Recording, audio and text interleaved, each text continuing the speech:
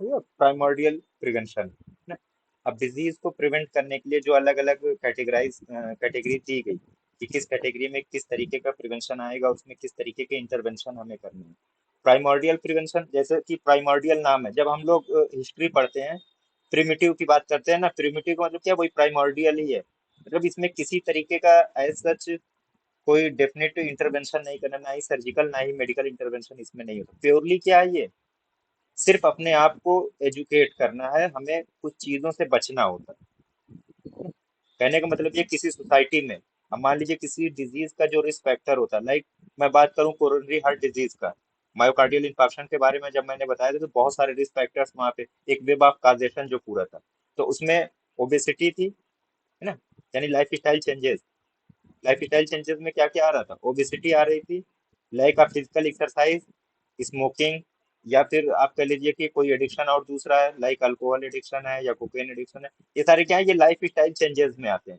तो अगर आप लाइफ स्टाइल चेंज ना करें, कोई 8-9 साल का बच्चा, देखिए प्यूबर्टी शुरू होने से पहले ही लाइफ स्टाइल चेंज का जो कंसेप्ट है वो स्टार्ट हो जाता है, वहीं से बिगड़ने और बनने का वो काम शुरू होता है। अब वो परिवार वालों की है, जो फैमिली है, वो किस तरीके से अपने बच्चों को एजुकेट करते हैं, वो उन पे डिपेंड करता है।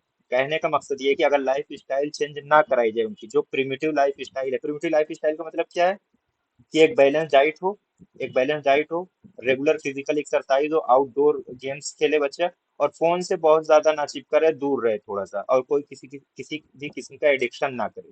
तो ये क्या है, ये एक नॉर्मल प्रिमिटिव लाइफ स्टाइल है जो जीना है हर किसी को, और वही अगर वो कर रहा है तो सही है। लेकिन अगर लाइफ स्टाइल चेंज हुआ, फिजिकल एक्सरसाइज खत्म हो गई, खाना खाया फौरन सो गया, लेट गया ना, एडिक्शन में पता चला कि भाई साहब स्मोकिंग कर रहे हैं, और फूड में, फूड की अवेलेबिलिटी की बात करें तो जंक फूड, कहीं भी बाहर निकले ये खाना है वो खाना है, मतलब बाहर की चीजें, बाहर के जो पैक्ड फूड्स या बहुत ज्यादा ऑयली और स्पाइसी फूड, इनका इस्तेमाल ज्यादा बढ़, नंबर ऑफ कैलोरीज जब बढ़ेंगी, तो जाहिर सी बात है कि फैट का डिपोजिशन होगा, ओबेसिटी डेवलप होगी। तो अगर इन चीजों को बचा लिया जाए पहले ही, स्टार्ट होने से पहले ही, कहने का मतलब ये है कि जो रिस्क फैक्टर है, इसको शुरू होने से पहले ही रोक दिया जाए, मतलब ना शुरू होने दिया जाए, पैदा नहीं होने दिया जाए, इसी को कहा जाता है primordial prevention.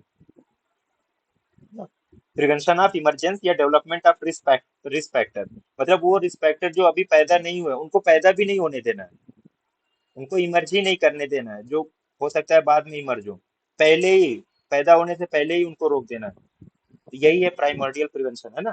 Prevention of emergence या development of risk factors in countries और population group in which they have not yet appeared, they have not yet appeared, मतलब जहां पे अभी अपीयर नहीं हुआ, और हमें क्या करना है, इस तरीके का इंटरवेंशन करना है कि वो अपीयर भी ना हो। तो अब इसके लिए क्या करना है, एजुकेट करना है, चाहे इंडिविजुअल लेवल पे हम एजुकेट करें या मास लेवल पे हम एजुकेट करें।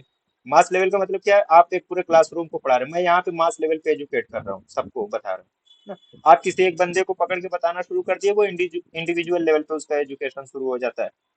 तो इस तरीके से हमें करना, चाहे तो इंडिविजुअल लेवल पे हम एजुकेट करें या मास लेवल पे एजुकेट करें, सिर्फ और सिर्फ एजुकेशन देना है, किसी तरीके का और उसमें कोई इंटरवेंशन नहीं, सर्जिकल या मेडिकल कोई इंटरवेंशन नहीं, सिर्फ और सिर्फ एजुकेट करना होता है प्राइमोर्डियल लेवल के प्रिवेंशन में, ये इसका मोड ऑफ इंटरवेंशन है। यानी रिस्क फैक्टर जो अभी पैदा नहीं हुए हैं, सोसाइटी में अभी आए नहीं है, उनको आने भी नहीं देना है, लोगों को इस तरीके से एजुकेट करना है कि वो चीज आए ही ना।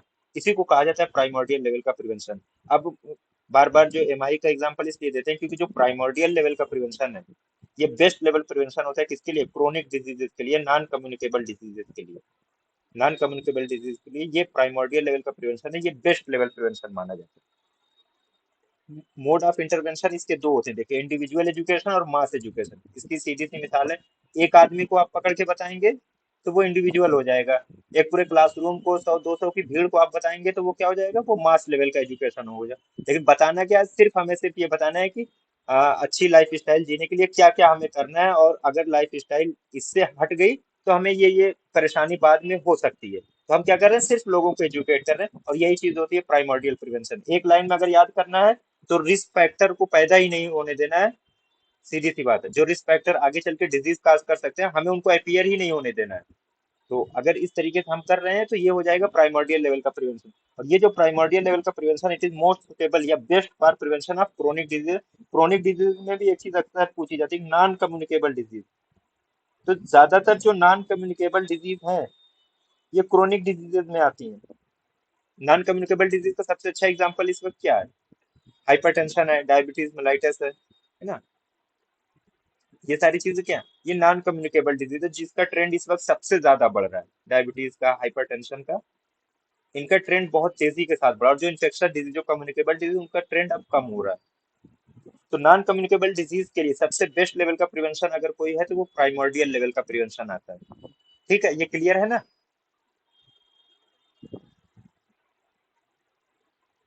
Yes, sir. यहाँ से Yes, अगर sir. आपको ये डिफिनीशन याद है कि प्रिवेंशन ऑफ इमरजेंसी, इमरजेंसी का मतलब इमर्ज होना, निकल के आना, पैदा होना, या डेवलपमेंट, डेवलप होना, ऐसे रिस्क फैक्टर किसी पॉपुलेशन ग्रुप जो अभी दे हैव नॉट येट अपीयर्ड, अभी वो अपीयर ही नहीं हुए, और हमें अपीयर भी नहीं होने देना है, यही चीज हो जाती है प्राइमोडियल प्रिवेंशन। इंटरवेंशन क्या है इसका? इंडिविजुअल या मास लेवल एजुकेशन है, और most suitable for prevention of chronic disease या non communicable disease. This is primordial prevention. Next आता है आपका प्राइमरी प्रिवेंशन। अब प्राइमरी प्रिवेंशन में ये एक रिस्क फैक्टर मौजूद हो चुका है। अब रिस्क फैक्टर मौजूद है सोसाइटी में, कह लीजिए, या पॉपुलेशन ग्रुप में रिस्क फैक्टर मौजूद है। हमें क्या करना है? इस तरीके का इंटरवेंशन करना है कि वो रिस्क फैक्टर मौजूद तो है, लेकिन वो डिजीज काज ना कर सके, यानी कि वो जो होस्ट है उससे उसका इंटरेक्शन ना हो सके। अब इसकी सबसे अच्छी मिसाल है कि सब लोग इसको मेरे ख्याल से महसूस करते होंगे, सबसे मॉस्किटोज की, मच्छर की। ये बहुत बड़ा रिस्क फैक्टर है बहुत सारी डिजीज के लिए, है ना? आपके आसपास सराउंडिंग में वो मौजूद है। मॉस्किटोज क्या हुए? ये रिस्क फैक्टर है। अब इनसे अगर हमें बचना है तो हम क्या करते हैं? गांव में खासतौर से मॉस्किटो नेट का यूज कर लेते हैं। तो क्या है कि रिस्क फैक्टर तो सराउंडिंग में मौजूद है, लेकिन हमने अपने आप को प्रोटेक्ट कर लिया, तो वो उसने डिजीज ना काज अभी नहीं किए। तो कहने का मतलब प्राइमरी लेवल के प्रिवेंशन में एक्शन लेते हैं हम कब? Prior to the onset of the disease. Disease के आंसर से पहले अगर हम कोई एक्शन लेते हैं डिजीज से बचने के लिए, यानी रिस्क फैक्टर मौजूद है, उससे पहले ही हमने कोई ऐसा एक्शन ले लिया कि वो रिस्क फैक्टर बाहर ही रहे, ह्यूमन होस्ट से उसका इंटरेक्शन ना हो सके, या ह्यूमन बॉडी में वो एंटर ना हो सके। This is called as primary prevention, है ना? Action taken prior to the answer of the disease, यानी डिजीज के आंसर से पहले ही ऐसा इस तरीके का कोई एक्शन हमने ले लिया जिससे डिजीज आगे अब नहीं हो सकती। तो ये हो गया प्राइमरी लेवल का प्रिवेंशन। अब इसमें देखिए दो चीजें, मोड ऑफ इंटरवेंशन, एक तो हेल्थ प्रमोशन, दूसरा स्पेसिफिक प्रोटेक्शन। हेल्थ प्रमोशन में आप लोग देखते हैं, आप लोग फोन चलाते हैं, टीवी देखते हैं, रेडियो सुनते हैं, या जगह जगह बहुत बड़ी बड़ी होर्डिंग लगती है ना, कि इससे बचने के लिए ये काम हमें करना है। मच्छरों से बचने के लिए जो गवर्नमेंट की एडवाइजरी होती है कि अगर रूफ टॉप पे कहीं पे पानी का कलेक्शन है, लाइक वाटर टैंक है, या जो कूलर है उसका वाटर टैंक है, तो उसको रूटीनली हमें क्या करना है? उसको साफ करते रहना है, पानी को हमें चेंज करते रहना है, ताकि मच्छर वहां पे ब्रीड ना कर सके। ये क्या है? ये हेल्थ प्रमोशन है, क्योंकि अगर ब्रीडिंग करेगा तो उसकी पॉपुलेशन बढ़ेगी, पॉपुलेशन बढ़ेगी तो खतरा और बढ़ेगा, हो सकता है डिजीज काज कर सके। तो ये एक हेल्थ प्रमोशन। इसी तरीके से हम कहें कि देखो भाई, अब देखिए हेल्थ प्रमोशन जो है, ये जो अभी हमने प्राइमोर्डियल पढ़ा था, उसमें जो इंडिविजुअल और मास लेवल का एजुकेशन था, वो दोनों के दोनों जो है वो इसी हेल्थ प्रमोशन में आते हैं। दोनों के दोनों हेल्थ प्रमोशन में आते हैं। अब मैं आपको बैठ के बता रहा हूँ कि देखो भाई, अच्छी लाइफ स्टाइल के ये फायदे हैं। अगर कोई स्मोकिंग कर रहा है, मुझे दिख गया, मैं उसको बताना शुरू कर दूं, देखो भाई स्मोकिंग करोगे तो तुम्हें सीओपीडी हो सकती है, उसके बाद कार्पल्मोनियल हो सकता है, बाद में जो है एथेरोस्क्लेरोटिक डिजीज हो सकती है। तो ये क्या है? हम उसे अवेयर करा रहे हैं, उसके आगे के कॉन्सिक्वेंसेज या आगे के कॉम्प्लिकेशन के बता रहे में, जो वो रिस्क फैक्टर अभी उसके पास मौजूद है। रिस्क फैक्टर क्या है? स्मोकिंग। हम उसको बता रहे हैं कि अगर ये तुमने कंटिन्यू रखा तो आगे चल के तुम्हें ये परेशानियां हो सकती हैं। तो ये हेल्थ प्रमोशन में आएगा। हेल्थ प्रमोशन में ये चीज आ गई। सेकेंड चीज, स्पेसिफिक प्रोटेक्शन। अब स्पेसिफिक प्रोटेक्शन जिन्होंने डेमो क्लास की होगी, मैंने वहां पे बड़ा डिटेल में बताया था। अभी मैंने बताया क्या? मॉस्किटो नेट का यूज करना। रिस्क फैक्टर बाहर मौजूद है, लेकिन मैंने क्या किया? मुझे मच्छर से बचना था, मॉस्किटो नेट लगा लिया, आराम से सो रहा हूँ। अब मुझे मच्छर बाइट नहीं कर सकता। तो ये हो गया स्पेसिफिक प्रोटेक्शन। बच्चा पैदा होता है, कोई डिजीज उसे नहीं होती, लेकिन आसपास हमारी सराउंडिंग में रिस्क फैक्टर हर डिजीज के मौजूद है, खासतौर से कम्युनिकेबल डिजीज के, है ना? तो सबसे पहले उसे कौन सी वैक्सीन दी जाती है? बीसीजी की। किस लिए? ताकि जो एक्स्ट्रा पल्मोनरी ट्यूबरकुलोसिस है उससे बचाया जा सके उसे। उसके बाद उसे दी जाती है ओपीवी की 0 डोज, पोलियो से बचाने के लिए। फिर हेपेटाइटिस बी दी जाती है, हेपेटाइटिस के इन्फेक्शन। ऐसा नहीं कि उसे इन्फेक्शन सब हो चुका है, लेकिन रिस्क फैक्टर आसपास मौजूद थे, रिस्क फैक्टर हमारी सराउंडिंग में मौजूद है, तो उस रिस्क फैक्टर से उसको बचाने के लिए आपने वैक्सीनेशन कर दिया। अब ये जो वैक्सीनेशन है, दिस इज स्पेसिफिक प्रोटेक्शन। क्यों? क्योंकि एक सिंगल वैक्सीन जो है ये हर डिजीज से नहीं बचाएगी। पोलियो की वैक्सीन है तो वो सिर्फ पोलियो से बचाएगी, है ना, चिकन पॉक्स से नहीं बचाएगी। हेपेटाइटिस बी की वैक्सीन है तो वो हेपेटाइटिस बी से ही बचाएगी, ए सी डी ई से नहीं बचाएगी। तो स्पेसिफिक प्रोटेक्शन में यही आता है कि हम किसी एक चीज से ही बच रहे हैं, अपने आप को हमें बचना है। तो ये दो मोड ऑफ इंटरवेंशन है किसके? प्राइमरी लेवल के प्रिवेंशन के। प्राइमरी लेवल के प्रिवेंशन में ये होता है कि जो रिस्क फैक्टर हैं वो मौजूद होते हैं सराउंडिंग में, लेकिन अभी उसका ह्यूमन होस्ट से इंटरेक्शन नहीं हो पाया, ना हमें होने देना, उससे हमें पहले ही बचना है। उससे हमें क्या करना है? पहले ही बचना है ना। रिस्क फैक्टर मौजूद है लेकिन अभी डिजीज नहीं हुई है, यानी जो रिस्क फैक्टर जो माइक्रो ऑर्गेनिज्म है वो ह्यूमन बॉडी के अंदर अभी उसने एंट्री नहीं ली है, तो इसको कहा जाता है प्राइमरी प्रिवेंशन। अब इसमें एक चीज ये देखिए, प्री पैथोजेनेसिस फेज क्यों लिखा है मैंने? क्योंकि प्राइमरी लेवल का प्रिवेंशन होता है। जब नेचुरल हिस्ट्री ऑफ डिजीज में पढ़ा था वहां मैंने बताया था कि किसी भी डिजीज के दो फेज होते हैं, एक प्री पैथोजेनेसिस फेज एंड दूसरा जो है वो pathogenesis phase. Pre pathogenesis phase में यही होता है जो मैं बता रहा था कि रिस्क फैक्टर मौजूद है, रिस्क फैक्टर इज प्रेजेंट, लेकिन अभी ये ह्यूमन होस्ट के अंदर इसने एंट्री नहीं ली है।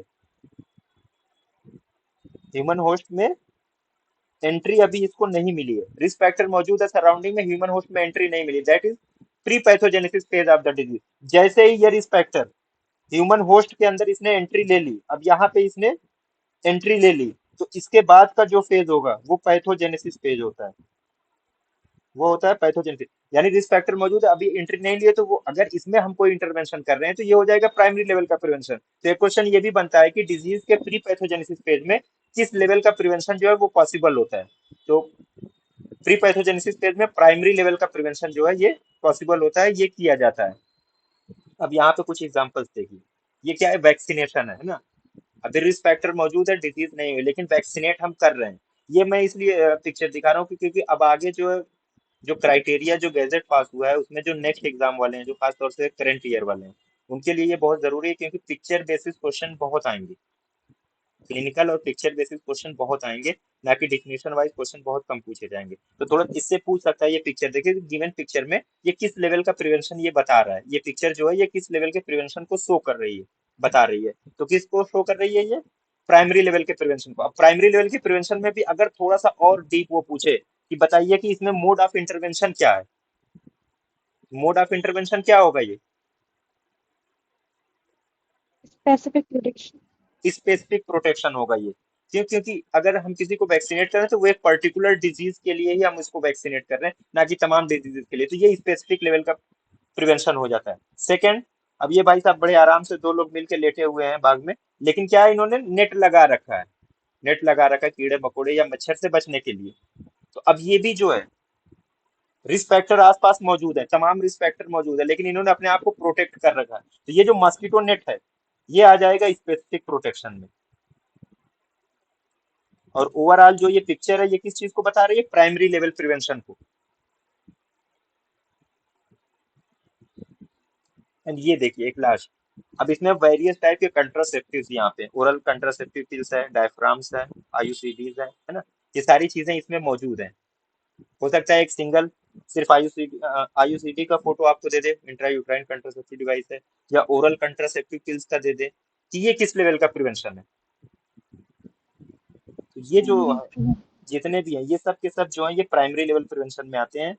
कंट्रासेप्टिव जितने भी हैं प्राइमरी लेवल का प्रिवेंशन है, और ये स्पेसिफिक प्रोटेक्शन में आएगा ये भी, है ना। ये किसमें आएगा?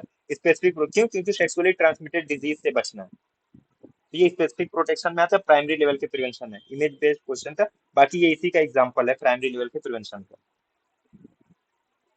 अब आता है सेकेंडरी लेवल का प्रिवेंशन। सेकेंडरी लेवल का प्रिवेंशन कहाँ से शुरू होगा?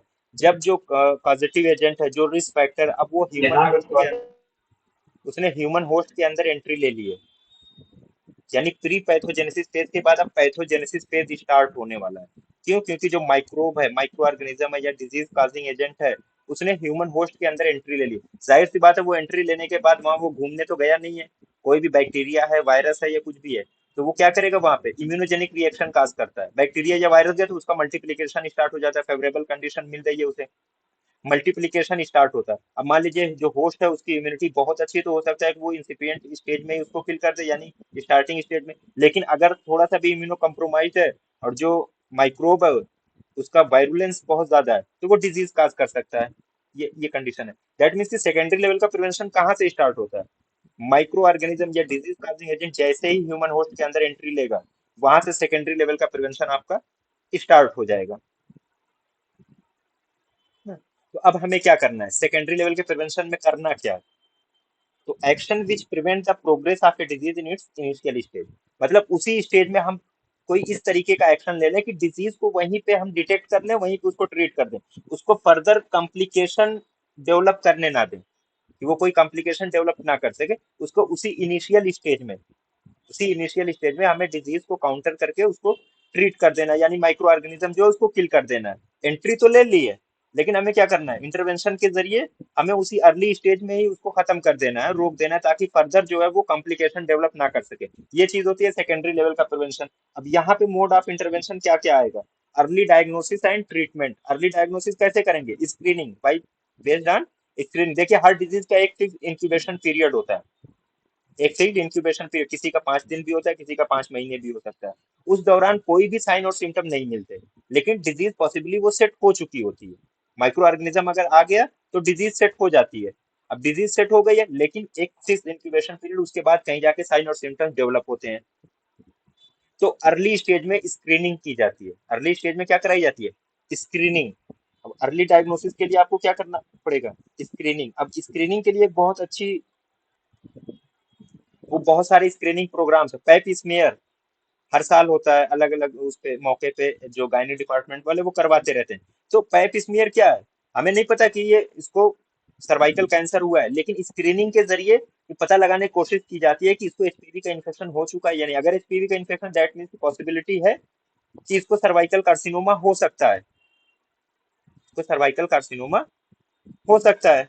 तो स्क्रीनिंग के जरिए उसको अर्ली स्टेज में उसको डिटेक्ट किया जाए, ताकि उसको ट्रीट कर किया जा सके। इसी तरीके से अगर कोई पर्सन है 15 दिन से ज्यादा, अगर उसको कफ विद एक्सपेक्टोरेशन है और फीवर है, नाइट स्वेट है, वेट लॉस की हिस्ट्री वो दे रहा है, लॉस ऑफ एपेटाइट है, और वो किसी सेंटर पे गया, तो अब उस सेंटर पे चाहे वो गवर्नमेंट हो या प्राइवेट हो, अब वहां पे ये ड्यूटी बन जाती है कि इसको स्क्रीन किया जाए। किसके लिए? ट्यूबरक्लोसिस के लिए।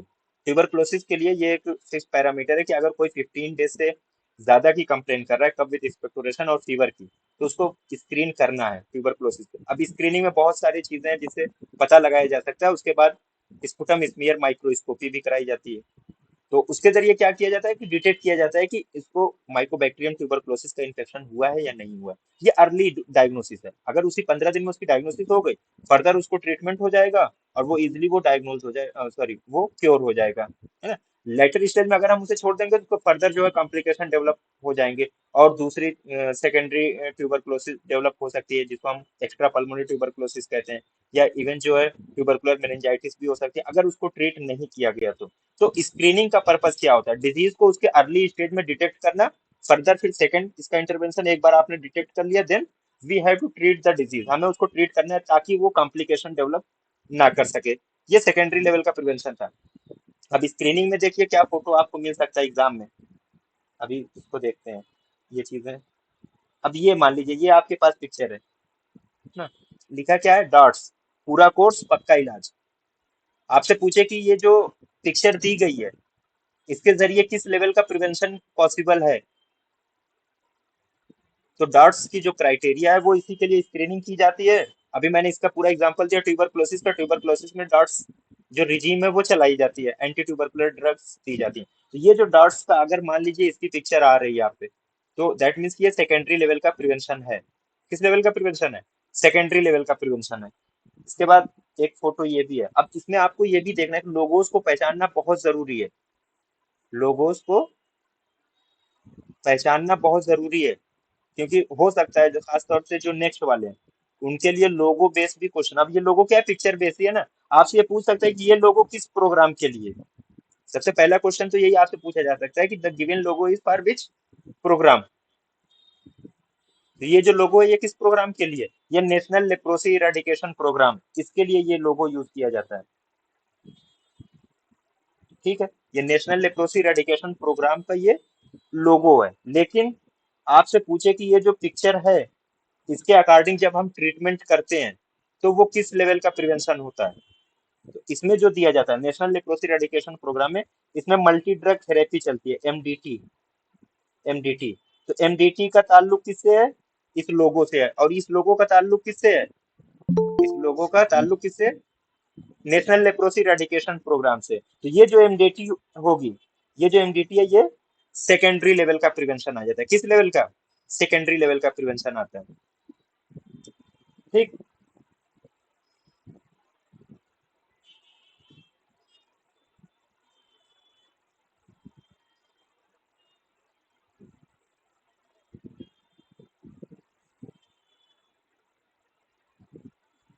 अब यहाँ पे एक चीज देखिएगा, एक और पिक्चर है आपके सामने, national vector borne disease control programme. ऊपर आपको छोटा सा एक मच्छर दिख रहा होगा, मॉस्किटो दिख रहा होगा। तो इनिशियली इसके इसकी हिस्ट्री बहुत डिटेल में है। पहले जो शुरू हुआ था, ये सिर्फ और सिर्फ जो मलेरिया के कंट्रोल के लिए शुरू हुआ था। बाद में इसमें 5 और डिजीजेस ऐड कर दी गई 2002 तक आते आते। तो बहरहाल ये जो लोगो है, इसमें आपको दो क्वेश्चन मैं बताता हूँ कैसे बनेगा। अभी हमने लास्ट टाइम पढ़ा था सर्विलांस। लास्ट टाइम हमने पढ़ा था क्या? सर्विलांस। तो अगर ये पूछे कि इस लोगों के अकॉर्डिंग कौन सा सर्विलांस जो है वो किया जाता है। अब अगर आपको मलेरिया पता होगा, मलेरिया के बारे में याद होगा जो मैंने बताया था, किस लेवल के प्रिवेंशन में active malaria. Surveillance. Active surveillance क्यों? क्योंकि जो हेल्थ वर्कर थे वो फोर्टनाइटली, एवरी 40 डेज, 14 डेज, 14 दिन के बाद वो डोर टू डोर जाकर पूछते थे कि बुखार का कोई केस है, किसी को बुखार है। अगर है तो उसका वो वहां पे ब्लड सैंपल लेके पेरिफेरल स्मीयर तैयार करते थे। तो एक तो ये चीज हो गई कि इसमें एक्टिव सर्विलांस। और देखिए जो पीजी वाले हैं, हो सकता है कि यही एक क्वेश्चन बचा है आपके एग्जाम में आने को, बाकी तो हर चीज आ ही रही है। तो मे भी हमारे लिए भी ये फायदेमंद है, आ सकता है। और नेक्स्ट वालों के लिए तो है ही। तो एक तो ये एक्टिव सर्विलांस बताता है। सेकेंड चीज ये है कि जब एक्टिव सर्विलांस हो रहा है तो किस लिए हो रहा है? ये देखने के लिए कि मलेरिया के कितने केस आ रहे हैं। अभी हो सकता है साइन एंड सिम्टम बाद में डेवलप हो, मलेरिया का जो कॉम्प्लिकेशन वो बाद में डेवलप हो, लेकिन एक्टिवली हम क्या कर रहे हैं? डिटेक्ट करने की कोशिश कर रहे हैं कि मलेरिया है कि नहीं है। तो अब ये क्या काम कर रहा है? अर्ली डायग्नोसिस का। ये जो national vector borne disease control programme, ये जो लोगो है, इसके अकॉर्डिंग क्या है? ये अर्ली डायग्नोसिस का काम कर रहा है ना? Early diagnosis, door to door जाके अगर कोई किसी का सैंपल ले रहा है तो डायग्नोसिस करने के लिए ही तो लिया जा रहा है। तो अर्ली डायग्नोसिस वाला ये कंसेप्ट है। ये तीनों के तीनों जो है ये सेकेंडरी लेवल के प्रिवेंशन में आते हैं। अब इसमें एक चीज है कि intervention, intervention in early pathogenesis phase of the disease. अभी हमने प्री पैथोजेनेसिस फेज की बात कर ली, वहां पे डिजीज एजेंट सराउंडिंग में मौजूद था, लेकिन अभी वो ह्यूमन होस्ट के अंदर एंट्री नहीं ली थी। अब जब एंट्री ले लेगा तो पैथोजेनेसिस फेज स्टार्ट हुआ। पैथोजेनेसिस फेज में दो इसको फर्दर कैटेगराइज किया जाता है, early pathogenesis and let pathogenesis phase. Early pathogenesis phase का मतलब ये है कि अभी डिजीज एजेंट उसने एंट्री ली है, मल्टीप्लीकेशन स्टार्ट हुआ है नहीं हुआ, अभी उसके साइन एंड सिम्टम्स जो है वो बहुत ज्यादा नहीं आए हैं, यानी अभी उसको क्लिनिकली डायग्नोज करना पॉसिबल नहीं है, अर्ली स्टेज है अभी डिजीज की एकदम। तो वो अर्ली पैथोजेनेसिस फेज का है। और एक बार डिजीज पूरी तरीके से सेट हो गई, उसके कॉम्प्लिकेशन दिखने लगे, है ना? मान लीजिए टाइफाइड थी, अर्ली स्टेज में अगर उसको डायग्नोज नहीं किया गया, उसके कॉम्प्लिकेशन में क्या है? इंटेस्टाइनल परफोरेशन, है ना? पेरिटोनियल ब्लीडिंग हो जाएगी, पेरिटोनाइटिस हो जाएगा। तो ये सारे क्या उसके कॉम्प्लिकेशन है।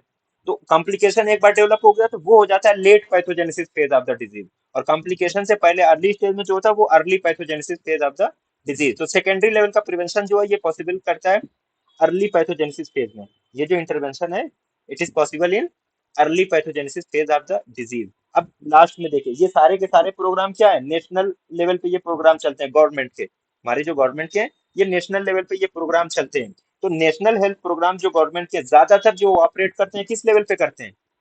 इसी सेकेंडरी लेवल ऑफ प्रिवेंशन पे।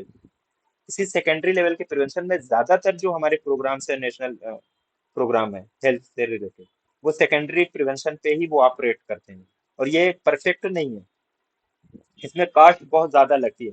क्योंकि अब देखिए कि स्क्रीन करना है न जाने कितने लोगों को, स्क्रीन करेंगे उसमें से कुछ लोग मिलेंगे उनको ट्रीट करना है, तो जो स्क्रीनिंग का कास्ट है वो बहुत ज्यादा पड़ता है। लेकिन ये और किसी स्टेज में पॉसिबिलिटी भी नहीं है, यही एक स्टेज जिसमें पॉसिबिलिटी भी है इस तरीके की। तो इसलिए जो है जो गवर्नमेंट के ज्यादातर जो प्रोग्राम्स हैं वो सेकेंडरी लेवल के प्रिवेंशन यूजुअली लगाया है। देखिए ये वर्ड जरूर याद रखिएगा, होता है ना मोस्ट ऑफन या यूजुअली, ये एक दूसरे के सिनोनिम्स है। दैट मीन्स कि ज्यादातर प्रोग्राम करते हैं लेकिन हर एक प्रोग्राम नहीं।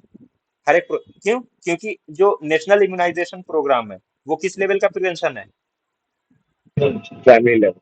प्राइमरी प्राइमरी लेवल का प्रिवेंशन है। इसलिए मैं कह रहा हूँ कि तमाम प्रोग्राम नहीं, ज्यादातर प्रोग्राम जो हैं वो सेकेंडरी लेवल का प्रिवेंशन पे आते हैं। क्लियर है ना? Yes, sir. ठीक। जहां ना समझ में आए पूछ लीजिएगा, जरूरी है। अब आइए टर्शियरी जो लास्ट है इसका, टर्शियरी लेवल। टर्शियरी लेवल का मतलब ये है कि डिजीज सेट हो चुकी है, डिजीज अर्ली स्टेज से प्रोग्रेस कर चुकी है, मतलब beyond early stage, early stage से बहुत ज्यादा आगे, अब उसके कॉम्प्लिकेशन धीरे धीरे डेवलप होना शुरू हो चुके हैं। अब यहाँ पे अगर हम कोई इंटरवेंशन लेते हैं तो उसको कहते हैं टर्शियरी लेवल ऑफ प्रिवेंशन। एक तरीके से अगर देखा जाए ना तो ये प्रिवेंशन के लेवल पे आता ही नहीं है। यहाँ पे टोटली क्या है, सिर्फ और सिर्फ क्या है, ट्रीटमेंट का पूरा प्रोटोकॉल, प्रिवेंशन का तो कुछ है ही नहीं इसमें, लेकिन फिर भी इसको रखा गया है। जब डिजीज अर्ली स्टेज से बहुत आगे निकल चुकी है, कॉम्प्लिकेशन डेवलप होने लगे, उस वक्त कोई एक्शन लिया जाता है डिजीज को लिमिट करने के लिए, उसके जो कॉम्प्लिकेशन है उसको लिमिट करने के लिए। यानी कॉम्प्लिकेशन से फर्दर जो और डिसेबिलिटी हो सकती है उसको अगर हम लिमिट करने की कोशिश कर रहे हैं तो उसको हम कहते हैं टर्शियरी लेवल ऑफ प्रिवेंशन। ना, disease has advance beyond it's early stage, इसकी जो अर्ली स्टेज थी डिजीज की उससे बहुत आगे निकल चुकी है। यानी आपने सेकेंडरी लेवल का जो प्रिवेंशन था वहां पे हमसे चूक हो गई, हम वहां पे डायग्नोज नहीं कर सके, अब स्क्रीनिंग नहीं हो पाई या वो पर्सन हमारे पास नहीं आया, दोनों चीजें हो सकती हैं, है ना, कहीं पे फेलियर हुआ। डिजीज पूरी तरीके से सेट हो चुकी थी, उसका ट्रीटमेंट प्रॉपरली नहीं हुआ। टाइफाइड का ही केस ले लीजिए, ट्रीटमेंट नहीं हो पाया ढंग से, इधर उधर जड़ी बूटी पे ही वो रह गया, उसे चाहिए थी एंटीबायोटिक्स, नहीं मिल पाई। तो 14 दिन के बाद क्या होता है, आफ्टर 2 वीक्स, थर्ड वीक में इंटेस्टाइनल परफोरेशन होने के चांसेस सबसे ज्यादा होते हैं अगर उसको सही से ट्रीट नहीं किया गया। तो इंटेस्टाइनल परफोरेशन क्या है, कॉम्प्लिकेशन है, इवन डेथ भी हो सकती है उससे, पेरिटोनाइटिस डेवलप होगा, डेथ हो सकती है। उसके अलावा पेरिकार्डाइटिस भी डेवलप हो सकती है, कोलेसिस्टाइटिस भी हो सकता है, बहुत सारे कॉम्प्लिकेशन है अनट्रीटेड या कॉम्प्लिकेटेड टाइफाइड केस के। तो जब डिजीज अर्ली स्टेज से आगे निकल गई उसके कॉम्प्लिकेशन, अब वहां पे आपने ऑपरेशन किया जल्दी से, तो वो क्या है, अब हम उसकी डिजीज को लिमिट कर रहे हैं। अगर इंटेस्टाइनल परफोरेशन हो गया था, फौरन उसकी सर्जरी की गई, तो अब डिजीज को लिमिट किया जा रहा है, उसकी जो कॉम्प्लिकेशन हो रहा है उसको लिमिट करने की कोशिश की जा रही है। तो टर्शियरी लेवल के प्रिवेंशन में यही होता है कि जो डिसेबिलिटी अब इससे एराइज हो रही है उसको हमें लिमिट करना है, कम करना है, ताकि आगे जाके वो जो पर्सन है, इंडिविजुअल है, एटलीस्ट जो उसकी सफरिंग है वो कम हो सके, वो बहुत ज्यादा जूझे ना।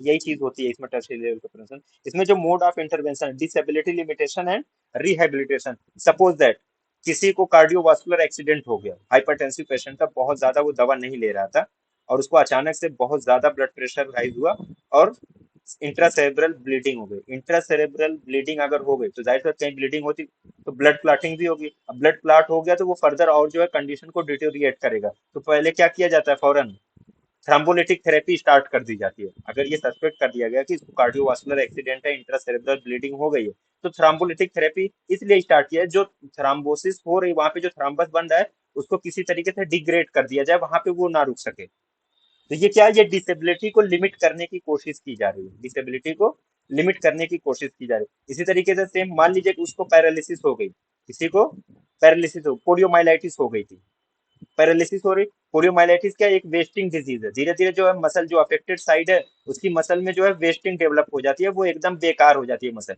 तो अगर किसी को डिजीज सेट हो गई पोलियोमाइलाइटिस की तो वहां पे मसल स्ट्रेंथनिंग एक्सरसाइज कराई जाती है।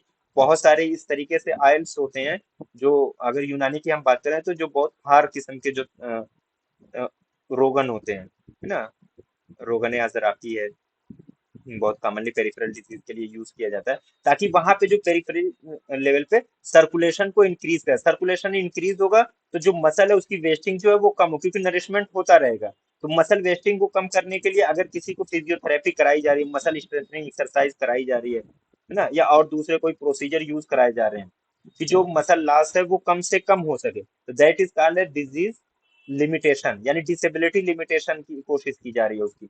अब सेकंड जो इंटरवेंशन इसमें रिहेबिलिटेशन। अब मान लीजिए हो गई, किसी को पोलियो हो गया, पैरालाइज तो हो ही गया था वो, पैरालाइज हो गए, लेकिन इतना ना होने दें कि वो चल फिर ना सके। तो इसलिए क्या किया जाता है, बहुत सारे तरीके हैं जो यूज किए जाते हैं। लाइक सबसे कॉमन जो आपने देखा होगा, अभी भी केसेस जो पुराने हैं वो दिख रहे हैं, क्रचेस का इस्तेमाल बहुत कॉमन है अब ये बच्चा है, इसको पोलियोमाइलाइटिस हो गई, इसके हाथ, दोनों हाथों में क्या दे दी गई? बैसाखी। एटलीस्ट ये इस क्रच के जरिए, इस बैसाखी के जरिए ये अपने कॉलेज स्कूल कहीं पे भी इसको जाना होगा जा सकता है, अपना कोई काम करना होगा ये पर्सनली इसको कर सकता है। भले से इसकी हेल्थ डिटोरिएट तो हो गई है, लेकिन वो चीज तो वापस नहीं आ सकती, लेकिन एटलीस्ट जो इसकी डेली रूटीन का जो वर्क है वो हैम्पर ना कर सके उसको, किसी आर्टिफिशियल तरीके से अगर पूरा कराया जा रहा है तो उसको कहा जाता है डिजीज रिहेबिलिटेशन। यानी अब हम रिहेबिलिटेट करा रहे हैं इसको किसी तरीके से, ये अपनी जो नॉर्मल इसकी लिविंग है वो सफर ना कर सके बहुत ज्यादा। तो ये जो क्रचेस हैं, अगर किसी को क्रचेस दिया जा रहा है या ट्राईसाइकिल दी जा रही है किसी पैरालाइज पर्सन को, तो ये आता है रिहेबिलिटेशन के इंटरवेंशन में। तो टर्शियरी लेवल जो प्रिवेंशन है ये किसमें पॉसिबल होता है? पैथोजेनेसिस वाले फेज में बताइएगा। Late pathogen. लेट एक पैथोजेनेसिस फेज फेज। में, है ना, intervention in late pathogenesis phase. जो टर्शियरी लेवल का प्रिवेंशन, यानी डिजीज बहुत ज्यादा एडवांस हो चुकी थी, उसने अपने कॉम्प्लिकेशन दे दिए, अब हम क्या कर रहे हैं? उस कॉम्प्लिकेशन को कम करने की कोशिश कर रहे हैं, जो डिसेबिलिटी होगी उसको लिमिट करने की कोशिश कर रहे हैं वाया बहुत सारे मीन्स है। उसमें एक क्या है? रिहेबिलिटेशन का है। अब रिहेबिलिटेशन में ये जरूरी नहीं है कि सिर्फ उसको क्रचेज ही दे दिया जाए, यही रिहेबिलिटेशन नहीं है। सपोज दैट किसी को फील्ड वर्क का काम था, उसको एक्सीडेंट हो गया, अब वो एक्टिवली जो है वो वॉकिंग उसकी नहीं हो सकती जो नॉर्मल पर्सन की है, वहां पे वो किसी मीन से वो चल रहा है, ट्राई साइकिल है या स्कूटर है, ट्राई वाली 3 पहिए वाली, उससे वो चल रहा है। तो अब वो किसी कंपनी में अगर वो जॉब कर रहा था तो उसको खतरा है कि उसको वो जॉब जो है वो जो फील्ड वर्क की थी वो जा सकती है, लेकिन कंपनी मेहरबान थी, उसने क्या किया? उसने उसको वर्क फ्रॉम होम दे दिया या उसको ऑफिस वर्क दे दिया कि आप बैठे रहो, आप कंप्यूटर पे काम करो। तो ये जो आता है, ये जो शिफ्ट हुआ उसकी ड्यूटी में, ये भी रिहेबिलिटेशन के उसमें आएगा। किसमें आएगा? रिहेबिलिटेशन में आएगा। तो ये जो थे चारों लेवल के थे प्रिवेंशन। देखिए इससे क्वेश्चन कभी कभी अराइज होता है, कभी कभी इससे क्वेश्चन जो है वो पूछे जा सकते हैं, है ना। अब इसी में जो अगला टॉपिक है, ये इससे क्वेश्चन आया हुआ है, तो इसको जरा देखिएगा। पहली चीज तो डिजीज किसे कहते हैं, डिजीज की बात हम बार बार करते हैं, है ना। थोड़ा सा आप मुझे 1 मिनट दे दीजिएगा आप लोग, मैं अभी कंटिन्यू करता हूँ।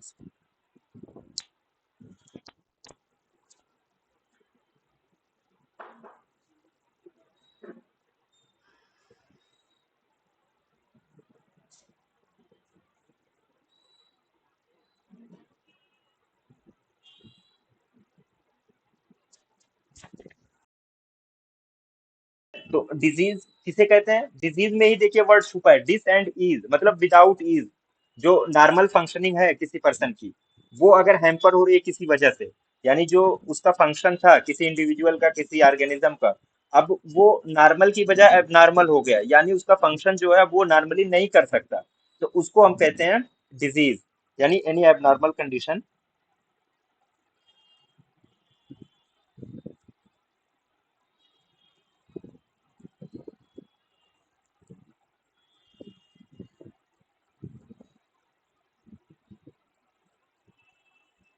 ऑफ एन ऑर्गेनिज्म, ऑर्गेनिज्म से यहाँ ह्यूमन बीइंग को ही आप मानिएगा ना। Any abnormal condition of an organism that impairs function, जो उसके फंक्शन को इम्पेयर कर दे। अब मान लीजिए आप हैं या हम है, खुदा न खास्ता किसी का अगर एक्सीडेंट हो गया, हमारे से हम लोग जा रहे थे, एक्सीडेंट हो गया। अब वो एक्सीडेंट क्या है? वो एक डिजीज की कैटेगरी में आएगी, क्यों? क्योंकि आप भाई एक्सीडेंट हो गया, चोट लगी, हॉस्पिटलाइज होना पड़ेगा, तो फंक्शन जो है वो इम्पेयर कर गया। फंक्शन क्या हुआ? इम्पेयर, नॉर्मल फंक्शनिंग अब नहीं हो पाएगी कुछ दिनों तक। अब ये डिजीज की कैटेगरी में आता है, ये एक एबनॉर्मल कंडीशन हो गई मेरी, मुझे चोट लगी है तो ये एबनॉर्मल कंडीशन हो गई, this is called as disease. Second चीज आता है इसी में, इससे अगला, इसको लाइन से याद रखना बहुत जरूरी है, क्योंकि कभी कभी ना आजकल देख रहे होंगे आप लोग क्वेश्चन में कि इसको एक ऑर्डर में तरतीब दीजिए, ये वाले क्वेश्चन भी आते हैं कि एक ऑर्डर में इसको रखिए। तो डिजीज के बाद आता है इम्पेयरमेंट। इम्पेयरमेंट में क्या है कि उस डिजीज के नतीजे में, सपोज दैट एक्सीडेंट बहुत खतरनाक था, एक्सीडेंट बहुत खतरनाक था और पैर पे बहुत ज्यादा चोट लगी, डॉक्टर ने कहा कि अब इस पैर को हमें एम्पुटेट करना है, यानी काटना पड़ेगा, this is called as impairment. यानी जो, अब वो फंक्शन जो अभी तक लॉस हो रहा था, अब उसके नतीजे में क्या हो गया? इम्पेयरमेंट हो गया फर्दर। अब चाहे एनाटॉमिकल स्ट्रक्चर चला जाए, उसका लॉस हो जाए, या साइकोलॉजिकल दिमाग पे चोट लगी, पर्सन जो है वो कोमा में चला गया, ये क्या है? ये इम्पेयरमेंट है। यानी साइकोलॉजिकल या फिजियोलॉजिकल उसका फंक्शन चला जाए या एनाटॉमिकल स्ट्रक्चर चले जाए, किसी का भी लॉस हो।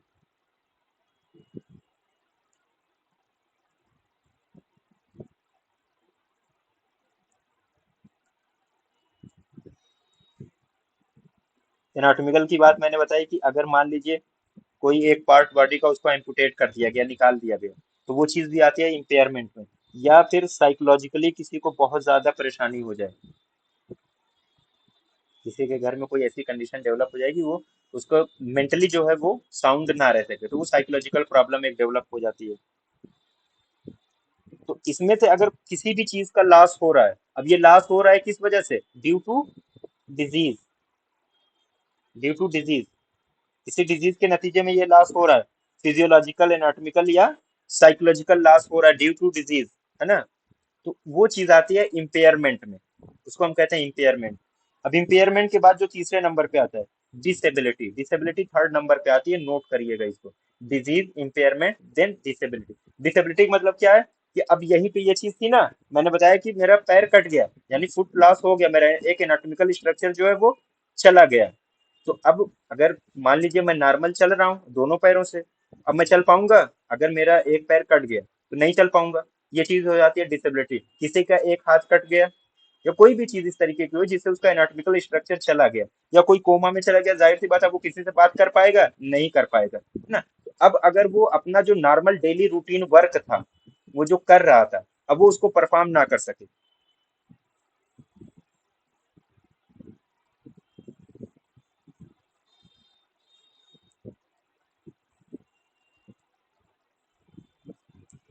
डेली रूटीन क्यों परफॉर्म नहीं कर पा रहा है? Due to impairment. इम्पेयरमेंट हुआ, बहुत ज्यादा था, उससे डॉक्टर ने क्या कहा? एम्पुटेट कर देंगे हम। अब पैर कट गया, तो अब जो है डेली रूटीन का जो मेरा वर्क था वो हैम्पर कर जाएगा, वो पूरी तरीके से नहीं हो पाएगा, यानी अब उसमें परेशानी होगी। इसी को हम कहते हैं डिसेबिलिटी।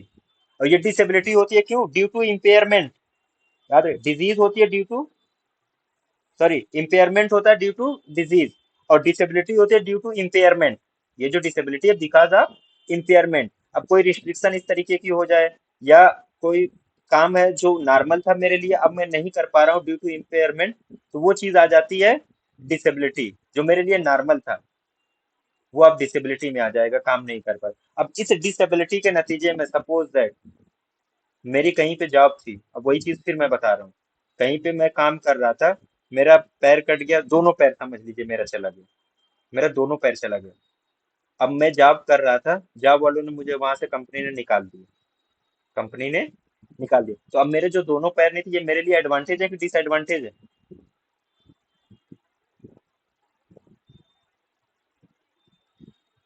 ये मेरे लिए क्या हो जाएगा? ये डिसएडवांटेज हो जाएगा ना। अब पैर चला गया तो ये मेरा डिसएडवांटेज है, और इस डिसएडवांटेज के नतीजे में क्या होगा कि मैं, एक तो सोशली, मैं, जाहिर सी बात है कि अगर आदमी वो अब बेड रिटर्न हो जाएगा तो वो बाहर निकल के लोगों के बीच में उठ बैठ तो पाएगा नहीं, तो एक तो सोशली डिप्रूवमेंट हो गया, उसका जो सोशल स्टेटस था उस पे भी फर्क पड़ेगा। दूसरे, उसकी जॉब चली गई, एक परेशानी ये भी आ गई कि हो सकता है वो सिंगल पर्सन हो जो अपनी फैमिली के लिए अर्न कर रहा होता, तो उसकी फैमिली भी सफर करती है ना? तो सोशली भी सफर हो रहा है, कल्चरल फैक्टर्स भी हैं, वो बहुत सारे कल्चरल प्रोग्राम्स में वो हिस्सा नहीं ले सकता, किसी के शादी ब्याह में नहीं जा सकता। तो ये जो सारी चीजें होती है ड्यू टू डिसेबिलिटी, इसको हम कहते हैं हैंडीकैप। इसको हम क्या कहते हैं? हैंडीकैप। क्योंकि अब ये मेरे लिए एक डिसएडवांटेज हो गया, जो मेरे लिए पहले नॉर्मल था, मैं कहीं इनविटेशन आया मैं चला गया, हाँ कोई खेल कूद का प्रोग्राम था उसमें मैंने पार्टिसिपेट कर दिया, लेकिन अब डिसेबिलिटी थी, उस वजह से मैं यहाँ ये सब काम अब नहीं कर पा रहा हूँ, जो मेरा रोल था मैं वो फुलफिल नहीं कर पा रहा हूँ, मुझे मेरी जॉब से भी निकाल दिया गया जो मेरी अर्निंग थी। तो ये सारी चीजें जो मेरा लॉस हो रहा है, इसको कहा जाएगा हैंडीकैप। इसको हम क्या कहेंगे? हैंडीकैप कहेंगे। ठीक है, इसको इस तरीके से समझिए। एक्सीडेंट हुआ, एक्सीडेंट किस में आएगा? डिजीज में आएगा।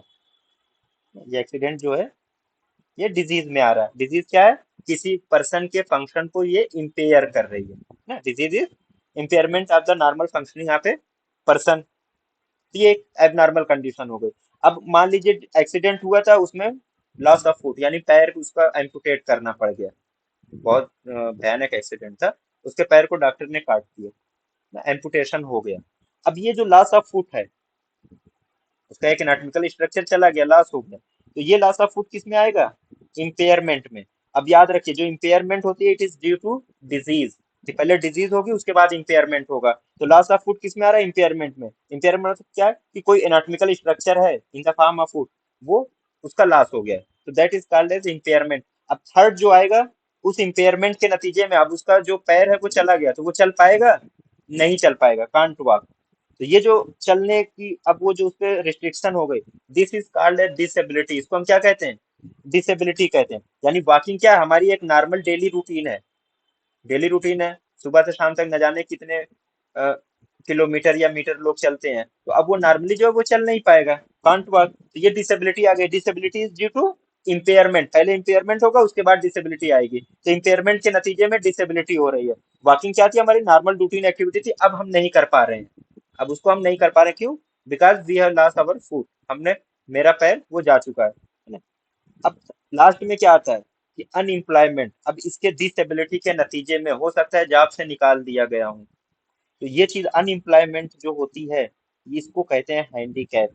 Loss of job because he can not work, so can not fulfil his role in society. अब वो अपने परिवार के लिए अगर अर्निंग कर रहा हो तो वो अर्निंग नहीं कर पाएगा। सोसाइटी में कहीं आना जाना, जब उसके पास पैसे ही नहीं है, वो चल ही नहीं रहा, तो जाहिर सी बात है वो कहीं पार्टिसिपेट भी नहीं कर सकता एक्टिवली, है ना। तो ये अनएम्प्लॉयमेंट वाली जो कंडीशन है इसको हम कहते हैं हैंडीकैप। और ये 2021 में ये क्वेश्चन आया हुआ था, डिजीज और इम्पेयरमेंट से रिलेटेड। दो स्टेटमेंट दिए गए थे, 2021 का ये क्वेश्चन है पीजी में। ठीक है, ये समझ में आया?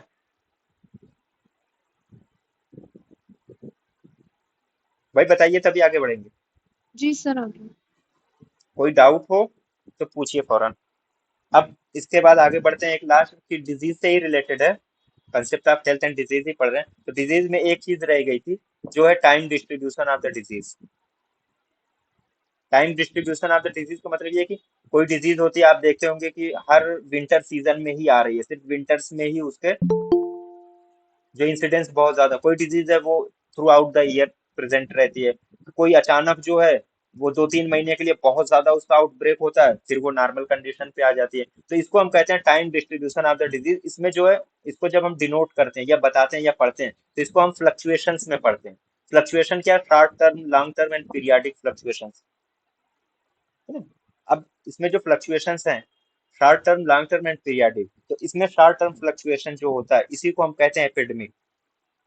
शॉर्ट टर्म फ्लक्चुएशन जो होता है एपिडेमिक। अब एपिडेमिक को अक्सर आप सुनते होंगे ना, किसी डिजीज का एपिडेमिक हो गया। एपिडेमिक का मतलब ये क्या है कि आउटब्रेक हो जाए डिजीज का, अचानक से नंबर ऑफ केसेस जो हैं वो बहुत ज्यादा आने लगे, तो इसको हम कहते हैं शॉर्ट टर्म फ्लक्चुएशन या एपिडेमिक। अब मान लीजिए, एक एग्जांपल से इसको समझिए। पहले एक ग्राफ प्लॉट कर, अब ये किसी की भी लोकेलिटी है, सपोज दैट मैं अलीगढ़ में हूँ, मैं अलीगढ़ का एग्जांपल दे रहा हूँ। यहाँ पे अमीबिक लीवर डिजीज जो है एक एंडेमिक डिजीज है। कौन सी डिजीज है? एंडेमिक। एंडेमिक का मतलब ये कॉन्स्टेंटली प्रेजेंट रहना। किसी लोकेलिटी में कोई डिजीज अगर थ्रू आउट द ईयर एक एवरेज अमाउंट है उस पर अगर वो पाई जा रही है, उतने नंबर ऑफ केसेस हर साल आ रहे हैं, तो उसको हम कहते हैं एंडेमिक। अब अलीगढ़ की बात बता रहा हूँ, यहाँ पे अमीबिक लीवर डिजीज जो है वो बड़ी कॉमन है। अमीबियसिस बहुत कॉमन है, यहाँ का पानी ही इस तरीके का है। अमीबियसिस बहुत कॉमन है, उसके हर साल ये मान के चलते हैं कि 15 to 20 केसेस जो है हर साल आ रहे हैं। अब ये 15 से 20 जो ये एंडेमिक है, 15 से 20 क्या है? ये एंडेमिक है, मतलब हर साल आना ही आना है इसको। कोई बात नहीं, ये पब्लिक हेल्थ प्रॉब्लम नहीं है। अचानक से आप देखेंगे कि 2-3 महीने के बाद अचानक से इसी डिजीज का केस जो है वो बहुत ज्यादा आ गया। अब यहाँ पे जो है, ये मान लीजिए ये 100 केसेस थे, ये जो केस है ये 100 है, ये 50 है, ये 0 है। पहले कितने थे? यहीं तक थे। इतने केसेस जो है थ्रू आउट द ईयर पाए जा रहे थे, ठीक है, इतने आ रहे थे, नॉर्मल है, एंडेमिक है। अचानक से क्या हुआ कि 2 महीने में, सपोज दैट ये मई है और ये अगस्त है, इन्हीं मई, इन मई जून जुलाई अगस्त, इतने ही बीच में नंबर ऑफ केसेस जो है वो 100 क्रॉस कर गया, आउटब्रेक हो गया डिजीज का, बहुत छोटे से स्मॉल पीरियड ऑफ टाइम में। तो इसको कहते हैं हम शॉर्ट टर्म फ्लक्चुएशन। क्या कहते हैं हम? Short term fluctuation. और शॉर्ट टर्म फ्लक्चुएशन को दूसरे मानों में एपिडेमिक कहा जाता है, क्योंकि बहुत थोड़े से वक्फे में, बहुत थोड़े से टाइम फ्रेम में डिजीज जो है उसका आउटब्रेक होता है, उसके बाद बहुत जल्दी फिर वो बेस लाइन पे अपने आ जाती है जो उसकी नॉर्मल होती है। तो short term fluctuation small period of time में अगर डिजीज का इंसिडेंस बहुत ज्यादा हो रहा है, बहुत ज्यादा आउटब्रेक हो रहा है तो। और आउटब्रेक कैसे हो रहा है, जो उसकी नॉर्मल एक्सपेक्टेंसी थी उस केस की, उस डिजीज की नॉर्मल एक्सपेक्टेंसी, यानी 15 से 20 केस जो है ये नॉर्मली हर साल डिटेक्ट हो रहे थे, इससे ज्यादा आउटब्रेक हो गया, 100 तक केस आ गए 3 महीने में, ये चीज हो जाती है एपिडेमिक, शॉर्ट टर्म फ्लक्चुएशन। देखिए यहाँ पे इसकी डिफिनेशन भी वही है, occurrence of number of cases of a disease clearly in excess of the normal expectancy. अब नॉर्मल एक्सपेक्टेंसी क्या थी, अब यहाँ इस अगर एग्जांपल में आप देखेंगे तो 15 से 20 केस की नॉर्मल एक्सपेक्टेंसी थी, और उस नॉर्मल एक्सपेक्टेंसी से बहुत ज्यादा केसेस है क्लियरली इन एक्सेस, उस एक्सेस का मतलब उससे 5 गुना ज्यादा, 20 अगर आप ले रहे हैं 20 केस तो 100 केस आ गए, यानी उससे 5 टाइम्स ज्यादा केसेस आ गए 3 महीने के अंदर ही अंदर, 20 केस पूरे साल में आ रहे थे, 3 महीने में 5 टाइम्स ज्यादा आ गए, तो ये चीज हो जाती है कि नॉर्मल एक्सपेक्टेंसी से बहुत ज्यादा केस आ गए, आउटब्रेक हो गए, तो इसको हम कहते हैं शॉर्ट टर्म फ्लक्चुएशन या एपिडेमिक, है ना। अब जो एपिडेमिक में जो नॉर्मल एक्सपेक्टेंसी है, नॉर्मल एक्सपेक्टेंसी को आप कैसे निकालते हैं, नॉर्मल एक्सपेक्टेंसी को आप कैसे निकालेंगे, तो उसके लिए एक तरीका बताया गया है कि 4 से 5 साल तक उस लोकेलिटी का, मैंने यहाँ पे एग्जांपल दिया था अलीगढ़ का, 4 से 5 साल का, इसके पिछले 5 साल का, 2024 चल रहा है, आप 2019 2018 से शुरू करिए, हर साल डिजीज का ट्रेंड देखिए कि पूरे ओवरऑल अलीगढ़ में कितने केसेस आ रहे हैं अमीबिक अमीबियसिस के। तो हमने ये पाया कि ऑन एवरेज जो है 15 से 20 केस हर साल आ रहा है, इसी तरीके से निकाला जाता है, इसी तरीके से जो है नॉर्मल एक्सपेक्टेंसी को निकाला जाता है, पिछले 4 से 5 साल का ट्रेंड देखा जाता है कितने केसेस आ रहे हैं हर साल, तो उसे ऑन एवरेज हमने निकाला कि 15 से 20 केस आ रहे थे, 15 से 20 केस क्या है, ये नॉर्मल एक्सपेक्टेंसी है उस डिजीज की, और आउटब्रेक हो गया 3 महीने में 100 केसेस तक आ गए, तो ये चीज जो हो जाती है क्लियरली इन एक्सेस, बहुत ज्यादा उसे एक्सेस हो गया, शॉर्ट टर्म फ्लक्चुएशन है। अब सपोज दैट कोई पॉपुलेशन है, कोई पॉपुलेशन ग्रुप है, मान लीजिए इंडिया में मैंने बताया था बहुत सारी डिजीज क्या है, एलिमिनेट हो गई है, एलिमिनेट हो गई ना, हमने ड्रैगन कुलियसिस का एग्जांपल आपको दिया था, 2000 में वो एलिमिनेट हो गए। अब सपोज दैट उसका एक सिंगल केस भी अगर आपको मिल गया पूरे इंडिया में, एक सिंगल केस भी, वो डिजीज क्या एलिमिनेट हो चुकी है इस इंडिया से, उसका एक केस भी मिल गया अब, तो ये चीज क्या हो जाएगी, एपिडेमिक हो जाएगी, इसको ध्यान में देखिएगा कि एक सिंगल केस भी एपिडेमिक बन जाएगा। इंडिया से ड्रैगन कुलियसिस जो है वो एलिमिनेट हो चुकी थी 2000 में, अब 2025 में अगर एक केस कहीं पे भी ड्रैगन कुलियसिस का मिल रहा है आपको, तो वो अब एपिडेमिक हो जाएगा इंडिया के लिए, क्यों, क्योंकि नॉर्मल एक्सपेक्टेंसी जो है वो अब जीरो हो चुकी थी, क्या है, जीरो है, क्योंकि पिछले 15 16 साल 20 साल से कोई केस ही नहीं आया, नॉर्मल एक्सपेक्टेंसी इज जीरो, और जीरो के बाद अगर पहला केस भी आ रहा है तो वो शॉर्ट टर्म फ्लक्चुएशन यानी एपिडेमिक कहलाता है। या अब यहाँ पे देखिए वही चीज है, कोई डिजीज इरेडिकेट या एलिमिनेट हो चुकी थी, अब स्मॉल पॉक्स का एग्जांपल है, किसी भी कंट्री में एक सिंगल केस आ गया तो अब वो एपिडेमिक कहलाएगा, एपिडेमिक क्यों कहलाएगा, क्योंकि नॉर्मल एक्सपेक्टेंसी इसकी जीरो है, इसके पता नहीं कितने साल से इसके केस ही नहीं आए, तो सिंगल केस भी अगर वहां पे आ गया तो वो अब एपिडेमिक में आ जाता है, शॉर्ट टर्म फ्लक्चुएशन में आता है। ठीक है, ये समझ में आया ना, शॉर्ट टर्म फ्लक्चुएशन किसे कहते हैं, एपिडेमिक किसे कहते हैं, जी सर। है ना। तो अब इसमें एक चीज जैसे नॉर्मल एक्सपेक्टेंसी, यहाँ पे भी आप देख रहे होंगे, यहाँ पे भी लिखा हो, नॉर्मल एक्सपेक्टेंसी के लिए यही चीज होती है कि हम किस तरीके से देखते हैं, एवरेज निकालते हैं पिछले 4 से 5 साल का, 4 to 5 years बैक जाके हम एवरेज नंबर ऑफ केसेस उसी डिजीज के देखते हैं कितने आ रहे थे, उससे हमें पता चल गया कि एक नॉर्मल एक्सपेक्टेड जो फ्रीक्वेंसी इस केस की इतनी थी और अचानक से इससे ज्यादा आ गया, that is short term fluctuation या एपिडेमिक। सेकंड आता है पीरियाडिक फ्लक्चुएशन, है ना, पीरियाडिक फ्लक्चुएशंस। अब पीरियाडिक फ्लक्चुएशन मतलब एक पीरियड होता है, पीरियड ऑफ टाइम होता है, उसी में डिजीज जो है वो उसका आउटब्रेक होता है बहुत ज्यादा, तो फिर उस जो वो टाइम पीरियड होता है वो जैसे ही गुजर जाता है डिजीज फिर अपने नॉर्मल कंडीशन पे आ जाती है, इसको हम कहते हैं पीरियाडिक फ्लक्चुएशन। पीरियाडिक फ्लक्चुएशन को फर्दर जो डिवाइड किया जाता है वो सीजनल ट्रेंड और साइक्लिकल ट्रेंड, दो ट्रेंड इसके होते हैं, एक होता है सीजनल ट्रेंड, पहला सीजनल ट्रेंड क्या है, सीजनल वेरिएशन या फ्लक्चुएशन होता है, सीजनल वेरिएशन या फ्लक्चुएशन को कैसे आप समझेंगे, 3 4 सीजन के आप नाम ले लीजिए, स्प्रिंग है, विंटर है, समर है, रेनी सीजन, है ना। मान लीजिए मैं आपको रेनी सीजन का बताऊं, रेनी सीजन, इसके बाद स्प्रिंग आ गई यहाँ पे, है ना।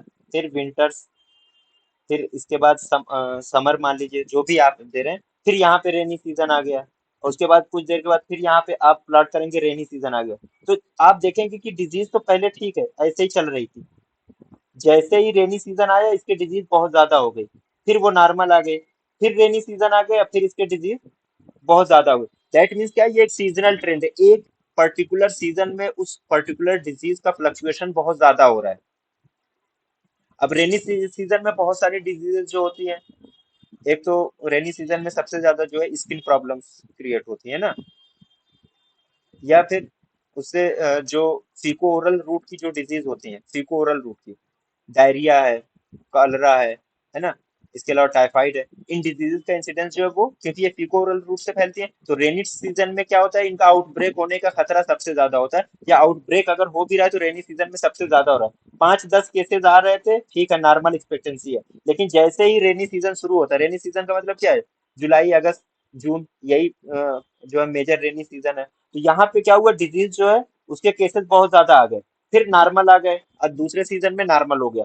फिर रेनी सीजन अगले साल आया, फिर डिजीज बहुत ज्यादा बढ़ गई, है ना। तो सिर्फ अगर सिर्फ रेनी सीजन में बढ़ रही है पर्टिकुलर टाइप की डिजीज, ये उसके लिए क्या हो गया, पीरियाडिक फ्लक्चुएशन। और पीरियाडिक फ्लक्चुएशन में भी कौन सा ट्रेंड है, ये सीजनल ट्रेंड है। क्यों? क्योंकि सिर्फ एक पर्टिकुलर सीजन में ही ये डिजीज जो है वो, इसका आउटब्रेक हो रहा है। अब इसका आउटब्रेक क्यों होता है उस सीजन में, उस सीजन में ड्यू टू वेक्टर वेरिएशन, जो उसका वेक्टर है, हो सकता है उनमें कोई पॉइंट म्यूटेशन हो जाए, कोई वेरिएशन हो जाए।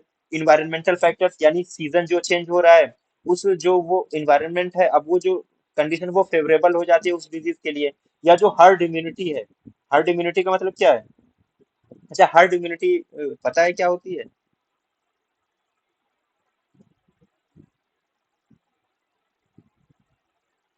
हर्ड इम्यूनिटी के बारे में पता है?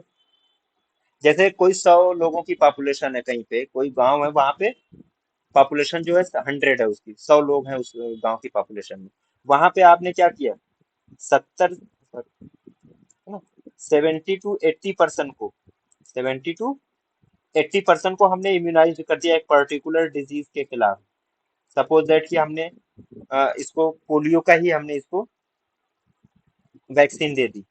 हमने 70 से 80% लोगों को इम्यूनाइज कर दिया। जो बचे हुए 30 to 20% केसेस थे, अब वो इनके इन्फ्लुएंस में आके उनके अंदर भी उसी डिजीज के खिलाफ जो है इम्यूनिटी डेवलप हो जाती है।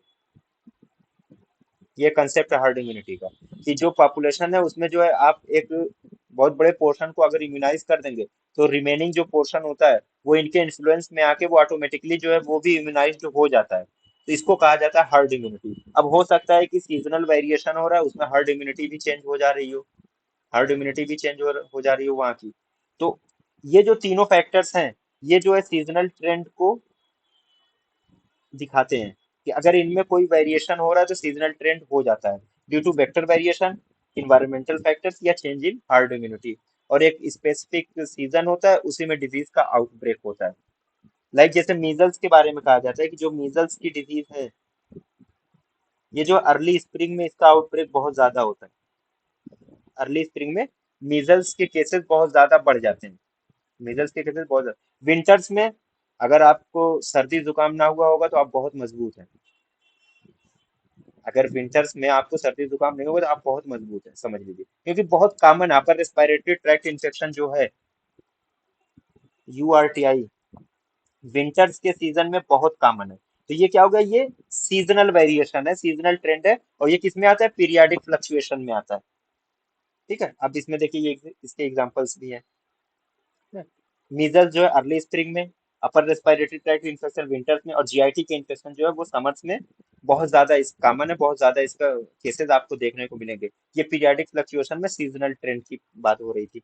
अब आइए सेकंड ट्रेंड जो है वो साइक्लिकल ट्रेंड है।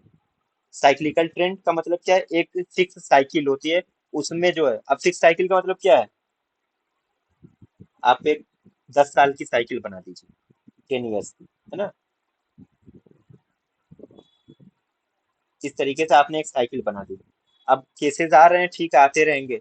आप देख रहे हैं कि 2000, मान लीजिए ये 2010 है, 2000 में मीजल्स की ही एक बात मैं बता रहा हूँ, 2010 में आप देखा कि पूरे 2010 में मीजल्स के जो है वो 300 केसेस आए थे उत्तर प्रदेश में, यूपी की बात मैं बता दूं। 300 केसेस आए थे, सपोज दैट, ये मानना है, आपको मानना पड़ेगा कि 2010 में यूपी में मीजल्स के केसेस कितने आए, 300 आए। उसके बाद 2011 की जब बात आई तो यहाँ पे केस जो थे वो 10 थे, 10 से 15 हो गए, है ना। उसके बाद 2012 में आप देखेंगे केस जो है वो 15 से 20 ही थे, बहुत ज्यादा नहीं बढ़ा। लेकिन 2013 में केस फिर जाके वो 350 हो गए, यानी आउटब्रेक फिर हो गया 3 साल बाद। 2016 आते आते फिर से 300 के बीच केस मिल गए। उससे बीच में क्या थे, 15 से 20 केस थे। तो यानी जो ये क्या, ये एक साइकिल है। हर 2 से 3 साल के बाद आप देख रहे हैं कि केस जो है वो बढ़ जा रहा है, फिर अगले 2 साल जो है वो नॉर्मल एक्सपेक्टेंसी में रह रहा है। तो इसको हम कहते हैं साइक्लिकल ट्रेंड, है ना, साइक्लिकल ट्रेंड। यानी occurrence of a disease in cycles spread over short period of time which may be days, week, month और ईयर। वो साल भी हो सकता है, 10-20 दिन भी हो सकता है, एक महीना भी हो सकता है। हर दूसरे तीसरे महीने किसी डिजीज का आउटब्रेक हो रहा है, यानी हर चौथे पांचवें वीक पे हो रहा है, यानी हर 3-4 साल के बाद भी अगर हो रहा है तो वो क्या होगा, वो साइक्लिकल ट्रेंड होगा। क्या होगा वो, साइक्लिकल ट्रेंड। अब मीजल्स की बात है, हर 2 से 3 साल के बाद इसका जो है बहुत ज्यादा केसेस आने लगते हैं। रूबेला है, हर 6 से 9 साल के बाद, एवरी 6 to 9 years रूबेला का आउटब्रेक होता है। और इन्फ्लुएंजा के पैंडेमिक जो होता है, हर 10 से 15 साल के बाद एक बार इन्फ्लुएंजा का पैंडेमिक होता है। कई सारे कंट्रीज में एक साथ इन्फ्लुएंजा के केसेस देखने को मिलते हैं। तो ये जो है ये क्या है, ये एक फिक्स टाइम है, 6 से 9 साल पे आप देखेंगे। मीजल्स है, हर 2 से 3 साल के बाद आउटब्रेक हो रहा है, तो ये एक साइकिल चल रही है, हर 2 से 3 साल के बाद आपको केसेस दिखेंगे बढ़ते हुए। तो ये साइक्लिकल ट्रेंड इसको हम कहते हैं। क्या कहते हैं हम इसको, साइक्लिकल ट्रेंड। तो ये जो सीजनल और साइक्लिकल ट्रेंड है, ये किसमें आ रहा है, पीरियाडिक फ्लक्चुएशन में आ रहा है। किसमें आ रहा है, पीरियाडिक फ्लक्चुएशन। अब एक आता है लॉन्ग टर्म फ्लक्चुएशन, जिसको हम कहते हैं सेक्युलर ट्रेंड।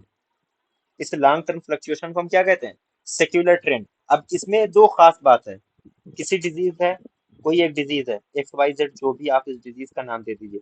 अब इसके लिए दो पैरामीटर है, या तो ये डिजीज जो है अगले 10 से 15 साल में आप देखेंगे कि धीरे धीरे इसका जो इंसिडेंस है, नंबर ऑफ केसेस है, वो इंक्रीज कर रहे हैं, है ना। यहाँ पे आप देखिए कि पहले साल पे हो सकता है कि 10 केस हो, है ना, दूसरे साल पे 15 केस हो जाए, तीसरे साल पे 30 केस हो जाए, चौथे साल पे 40 केस मिले, पांचवें पे 50, और आते आते 10 साल पे आपने देखा कि मोर देन 100 केसेस इसके आने लगे। यानी इस डिजीज का इंसिडेंस क्या, धीरे धीरे जो है ये अपवर्ड डायरेक्शन में ही बढ़ रहा है। बीच में ऐसा कभी नहीं आया कि डिजीज ऐसे गई फिर ऐसे आई फिर ऐसे आई, ये फ्लक्चुएशन नहीं है। जो लॉन्ग टर्म फ्लक्चुएशन होता है, जो सेक्युलर ट्रेंड होता है, उसमें डिजीज एक ही डायरेक्शन में चलती है। दूसरी डिजीज, मान लीजिए मैं पोलियो का आपको एग्जांपल दे रहा हूँ, 1970s में, 1980s में पोलियो के केसेस का जो ग्राफ था वो इसी तरीके से था जो अभी आपके सामने है। लेकिन अब प्रेजेंट दौर में आप देखेंगे, आप 1980 से शुरू करिए, 1980 से आप शुरू करिए और आइए 2024 तक, तो इसका ग्राफ जस्ट आपको इस तरीके से मिलेगा।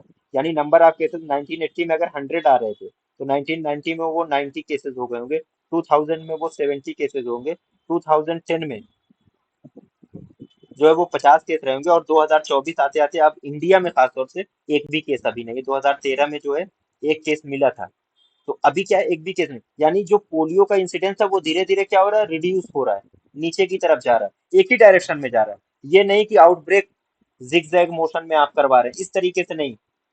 सीजनल सॉरी, सेक्युलर ट्रेंड का मतलब ये है कि सिंगल डायरेक्शन, एक ही डायरेक्शन हो, चाहे वो अपवर्ड डायरेक्शन हो डिजीज का या डाउनवर्ड डायरेक्शन हो, तो इसको हम कहते हैं लॉन्ग टर्म फ्लक्चुएशन, है ना। Implies change in the occurrence of a disease. अब यहाँ पे देखिए जो चीज मैंने लिखी, प्रोग्रेसिव इंक्रीज और डिक्रीज, या तो वो कंटिन्यूअसली जो है वो इंक्रीज हो रहा है या कंटिन्यूअसली वो डिक्रीज हो रहा है over a period of time, generally several year या डिकेड। 10-20 साल का इसमें हम देखते हैं, 2-4 साल की बात नहीं करते, 10-20 साल, डिकेड्स की बात यहाँ पे होती है कि 25-30 साल में इस डिजीज का इंसिडेंस कम हो गया। अब इसका सबसे अच्छा एग्जाम्पल एक तो पोलियो का आपके सामने है ना, पोलियो का एग्जाम्पल हो गया।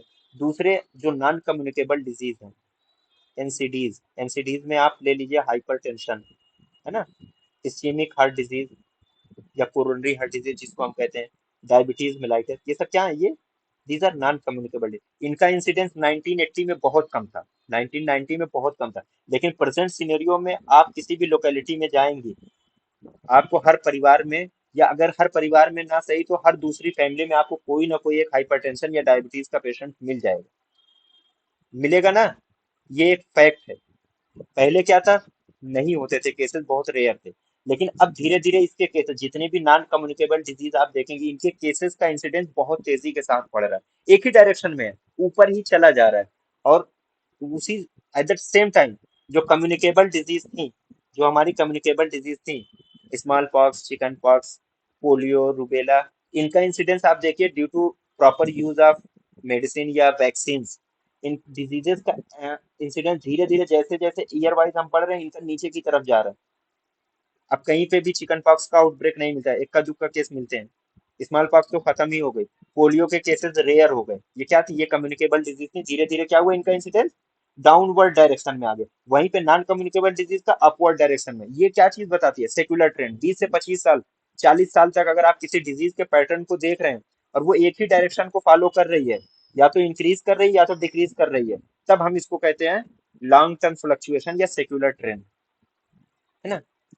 यही दूसरी लाइन में भी वही है, consistent tendency to change in a particular direction or a definite movement in one direction. एक ही डायरेक्शन में जाए, एक पर्टिकुलर डायरेक्शन या वन डायरेक्शन वहीं पे जा रही, चाहे ऊपर की तरफ जाए या उसका ग्राफ चाहे ऊपर जाए या नीचे जाए, इसको हम कहते हैं लॉन्ग टर्म फ्लक्चुएशन। इसका एग्जांपल देखिए, कम्युनिकेबल डिजीज है, पोलियोमाइलाइटिस है, डिप्थीरिया, पर्ट्यूसिस है। धीरे धीरे क्या हो गया, इंडिया से इनके जो नंबर ऑफ केसेस थे वो पिछले 25-30 सालों में बहुत ज्यादा रिड्यूस हो गए, बहुत ज्यादा कम हो गए।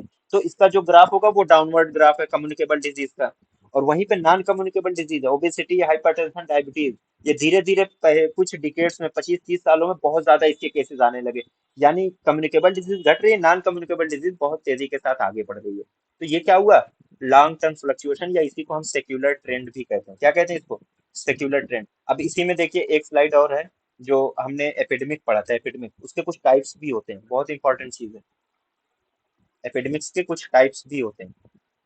इसमें एपेडेमिक के जो यूजुअली हम इनको क्लासिफाई करते हैं 3 तरीके से। एक तो होता है पॉइंट सोर्स एपिडेमिक या सिंगल एक्सपोजर एपिडेमिक जिसको हम कहते हैं। दूसरा होता है कॉमन सोर्स, कंटिन्यूअस या repeated exposure epidemic. And third होता है प्रोपेगेटेड एपिडेमिक, जो धीरे धीरे उसका राइज एंड फॉल होता है। देखते हैं वन बाई वन करके। पहला क्या है, सिंगल एक्सपोजर या पॉइंट सोर्स एपिडेमिक। अब यहाँ पे नाम से आपको पता होगा, सिंगल एक्सपोजर का मतलब एक ही कोई एक्सपोजर का वो है, एक ही बार एक्सपोजर हो रहा है। पॉइंट सोर्स का मतलब एक ही बार एक्सपोजर हुआ उसके बाद खत्म, वही सिंगल एक्सपोजर भी उसको कहते हैं ना। अब सिंगल एक्सपोजर या पॉइंट सोर्स एपिडेमिक में खास बात क्या होती है, जो नंबर ऑफ केसेस हैं वो बहुत तेजी के साथ इंक्रीज करेंगे और उतनी ही तेजी के साथ वो डिक्रीज करेंगे। जितनी तेजी के साथ बढ़ रहे हैं उतनी ही तेजी के साथ वो डिक्रीज भी कर जाता है पॉइंट सोर्स एपिडेमिक में। और जो क्लस्टरिंग होती है केसेस नंबर, अब इसको अगर आप एक ग्राफ पे प्लॉट करिए, एक ग्राफ पे आप प्लॉट करें, यहाँ पे सपोज दैट कि ये 200 है, ये 100 है ना, ये क्या है, ये 0 है। तो आप देखेंगे कि मैक्सिमम केसेस जो हैं एक बहुत छोटे से टाइम फ्रेम है। अब टाइम फ्रेम क्या है, अगर आप इस टाइम फ्रेम को लीजिए तो मुश्किल से ये 1 वीक का अगर हम प्लॉट करेंगे तो, यानी एक हफ्ते में जो नंबर ऑफ केसेस हैं वो सबसे ज्यादा आ रहे हैं 1 वीक में। क्लस्टरिंग कितने नंबर ऑफ केसेस हो गए, 200 केस हो गए with in small period of time, या कह लीजिए कि 7 डेज में ही। उसके बाद धीरे धीरे क्या हुआ, अगले 2 हफ्ते के अंदर ये केस जो डिक्लाइन कर गया। तो शार्प राइज और शार्प फॉल होता है केसेस का। और जो मैक्सिमम जो केसेस होते हैं वो एक नैरो इंटरवल ऑफ टाइम पे डेवलप करते हैं, यानी उसको हम कहते हैं क्लस्टरिंग ऑफ केसेस। केसेस जो क्लस्टर हो जाते हैं एक छोटे से टाइम फ्रेम में। और सबसे खास बात जो होती है सिंगल एक्सपोजर या पॉइंट सोर्स एपिडेमिक की, कि जितने भी केसेस होते हैं they develop within a single incubation period. इसमें all cases develop within one incubation period. उस डिजीज का सिंगल इंक्यूबेशन पीरियड होता है, जो मान लीजिए 5 दिन का था, उसके बाद केस डेवलप होना शुरू हो गए, है ना। तो ये सिंगल इंक्यूबेशन पीरियड में पॉइंट सोर्स एपिडेमिक होता है। Sharp rise and sharp fall in number of cases, पहली चीज। Second, clustering of cases in a narrow interval of time. Interval of time देखिए यहाँ पे, ना केसेस जो है ये पीक कर रहा था यहाँ पे, है ना। तो यहाँ जो है सबसे ज्यादा केस हो रहा था। तो क्लस्टरिंग जो केसेस की हो रही कहाँ पे, एक नैरो इंटरवल ऑफ टाइम, बहुत छोटे से। आप कह लीजिए कि 2 से 3 हफ्ता या 1 हफ्ता, मैक्सिमम 1 हफ्ता, उसमें 200 केस आ गए। Third, all cases develop within one incubation period of the disease. ये जो हॉलमार्क है किसका, सिंगल एक्सपोजर का। एक इंक्यूबेशन पीरियड में तमाम केसेस जो है वो डेवलप होता है। अब इसके कुछ एग्जांपल देखिए, समझिएगा। फूड सॉरी, फूड पॉइजनिंग का केस। फूड पॉइजनिंग का केस कैसे बताएंगे, आप तमाम लोग हैं, तमाम लोग समझ लीजिए, सबकी पार्टी रख दी गई कि भैया 8 से 9 के बीच में फला मैरिज हॉल में आप लोगों की दावत है। आप लोग सब लोग गए एकदम पूरे एहतमाम के साथ। आपने वहां पे जो भी मिला सामने सब कुछ खाया। पता चला कि वहां के फूड में कुछ कंटामिनेशन था और वो सही नहीं था।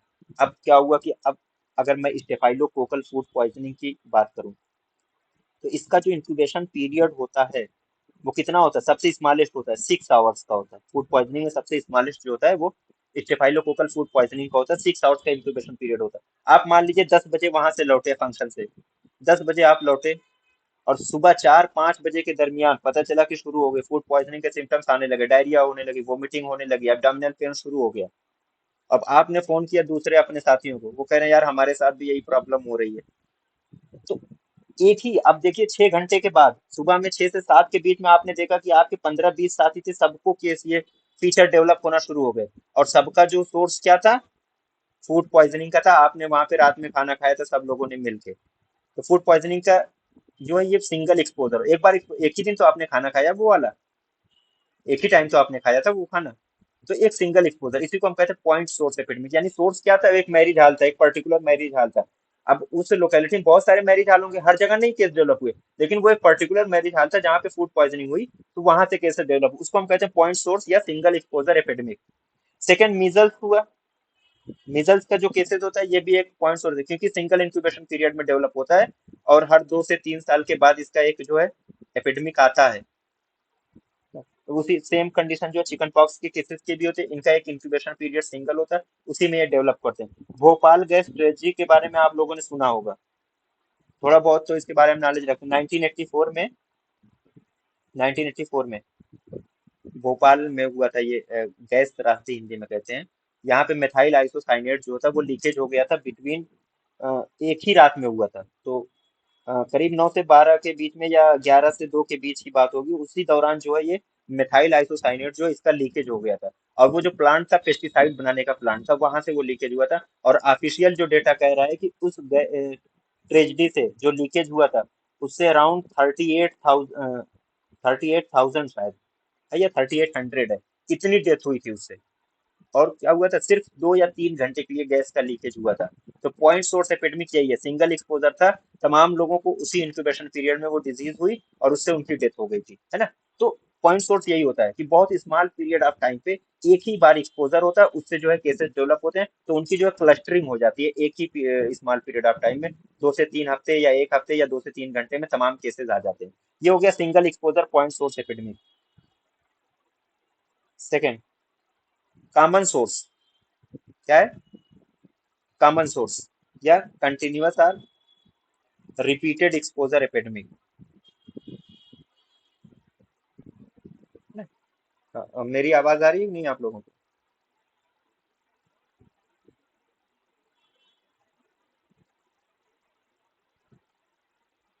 मेरी आवाज आ रही है?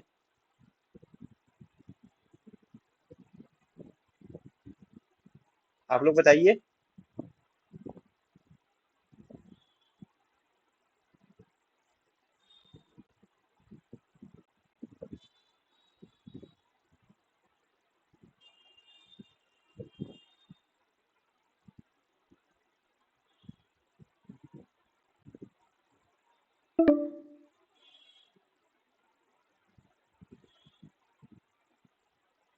आवाज आ रही है कि नहीं मेरी?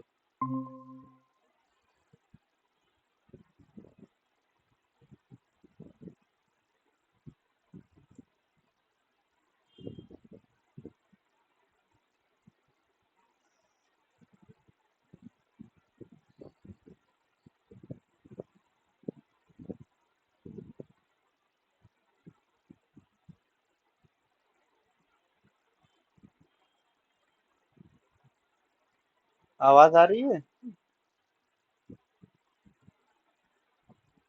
ठीक से नहीं आ रही थी। अब आने लगी ना, अब वो नेटवर्क कट हो गया। चलिए ठीक है ना। कॉमन सोर्स या कंटिन्यूअस या रिपीटेड एक्सपोजर एपिडेमिक हम किसे कहते हैं ना। अब यहाँ पे नाम में ही देखिए, कॉमन सोर्स, कंटिन्यूअस और रिपीटेड एक्सपोजर, दैट मीन्स कि एक ही जगह से बार बार एक्सपोजर हो रहा है, एक ही जगह से बार बार एक्सपोजर हो रहा है अगर किसी डिजीज का, तो वो हो जाता है कॉमन सोर्स रिपीटेड एक्सपोजर, जिसको हम कहते हैं। केसेस तो बहुत तेजी के साथ बढ़ेंगे, केसेस जो है यहाँ पे भी बहुत तेजी के साथ इंक्रीज होंगे। तो नंबर ऑफ केसेस से सपोज बढ़ना शुरू हुए इस तरीके से, और जैसे ही घट रहे थे, क्योंकि कॉमन रिपीटेड एक्सपोजर हो रहा है, यहीं से दूसरी वेव आ गई, फिर हो सकता है कि तीसरी आ जाए वेव, है ना। तो नंबर ऑफ केसेस बहुत तेजी के साथ बढ़ेंगे, लेकिन जो फॉल होता है केसेस का, वो स्मूथ नहीं हो पाता, बल्कि उसमें मल्टीपल वेव्स आ जाते हैं, जिनको हम कहते हैं सेकेंडरी वेव्स। और सेकेंडरी वेव के बारे में अभी आप लोगों ने कोरोना के बारे में बहुत पढ़ा होगा कि दूसरी लहर आ गई, तीसरी लहर आ गई, ये सारी क्या थी, सेकेंडरी वेव्स थी। Sharp rise in number of cases but fall in number of cases is interrupted by secondary waves, या दूसरी पीक आ जाती है, लहर आ जाती है दूसरी। क्यों? अब इसका एग्जाम्पल समझिएगा। कोई विलेज है, गांव है, वहां पे जो है उनका जो वाटर सोर्स था, वो क्या था, एक वेल था। अब वेल क्या हो गया, कंटामिनेटेड हो गया, पानी जो है वो कंटामिनेटेड हो गया। अब कुएं में पानी 24 घंटे रहता है।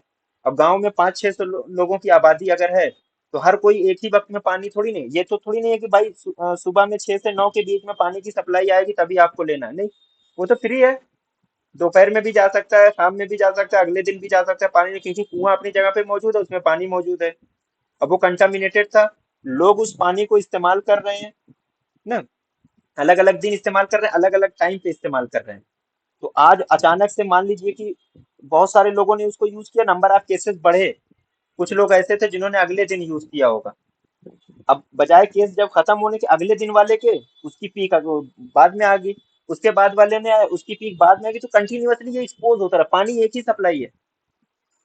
सोर्स क्या है, कॉमन है, कॉमन सोर्स क्या है, वेल, वो जो कुआं है पानी का, वो एक कॉमन सोर्स है।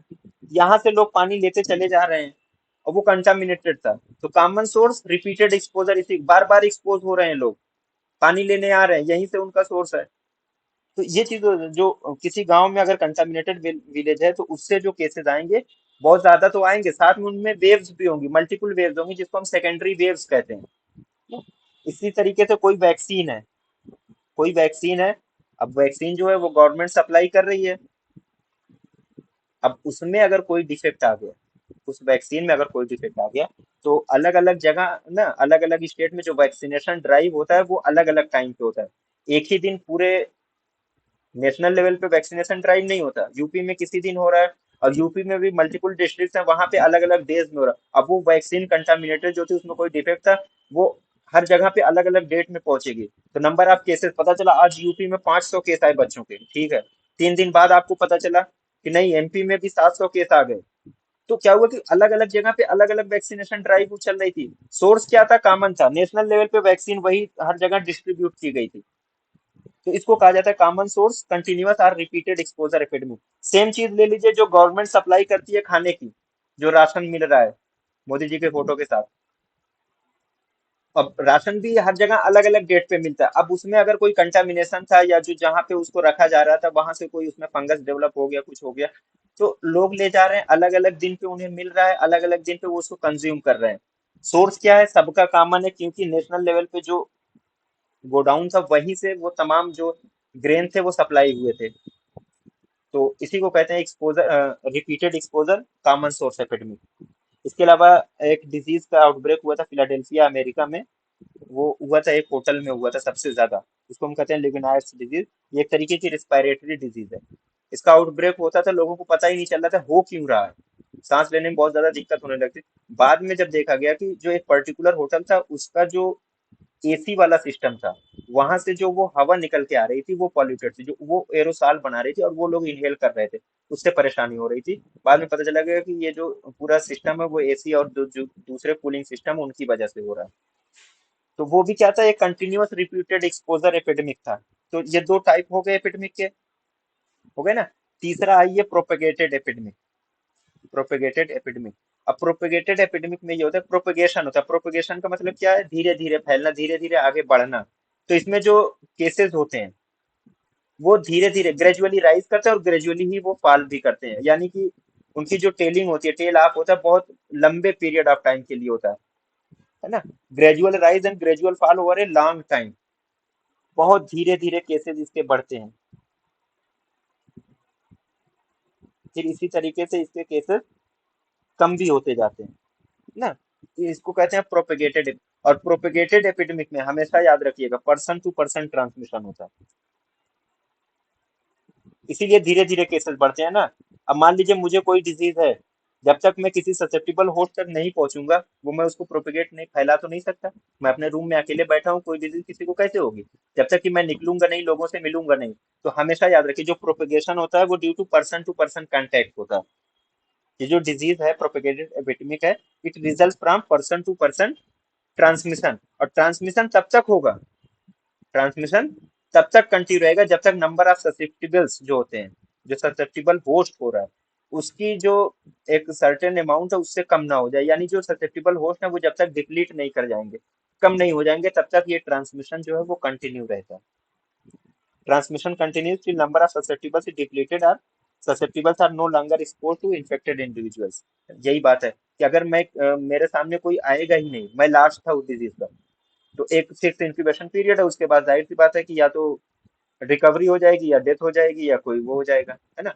तो जो पीरियड ऑफ कम्युनिकेबिलिटी है वो खत्म होगी, उसके बाद मैं डिजीज ट्रांसमिट नहीं कर पाऊंगा। अगर उस दौरान कोई मुझसे नहीं मिला तो डिजीज का जो आगे का ट्रांसमिशन था वो रुक जाएगा। तो यही चीज है प्रोपेगेटेड एपिडेमिक्स।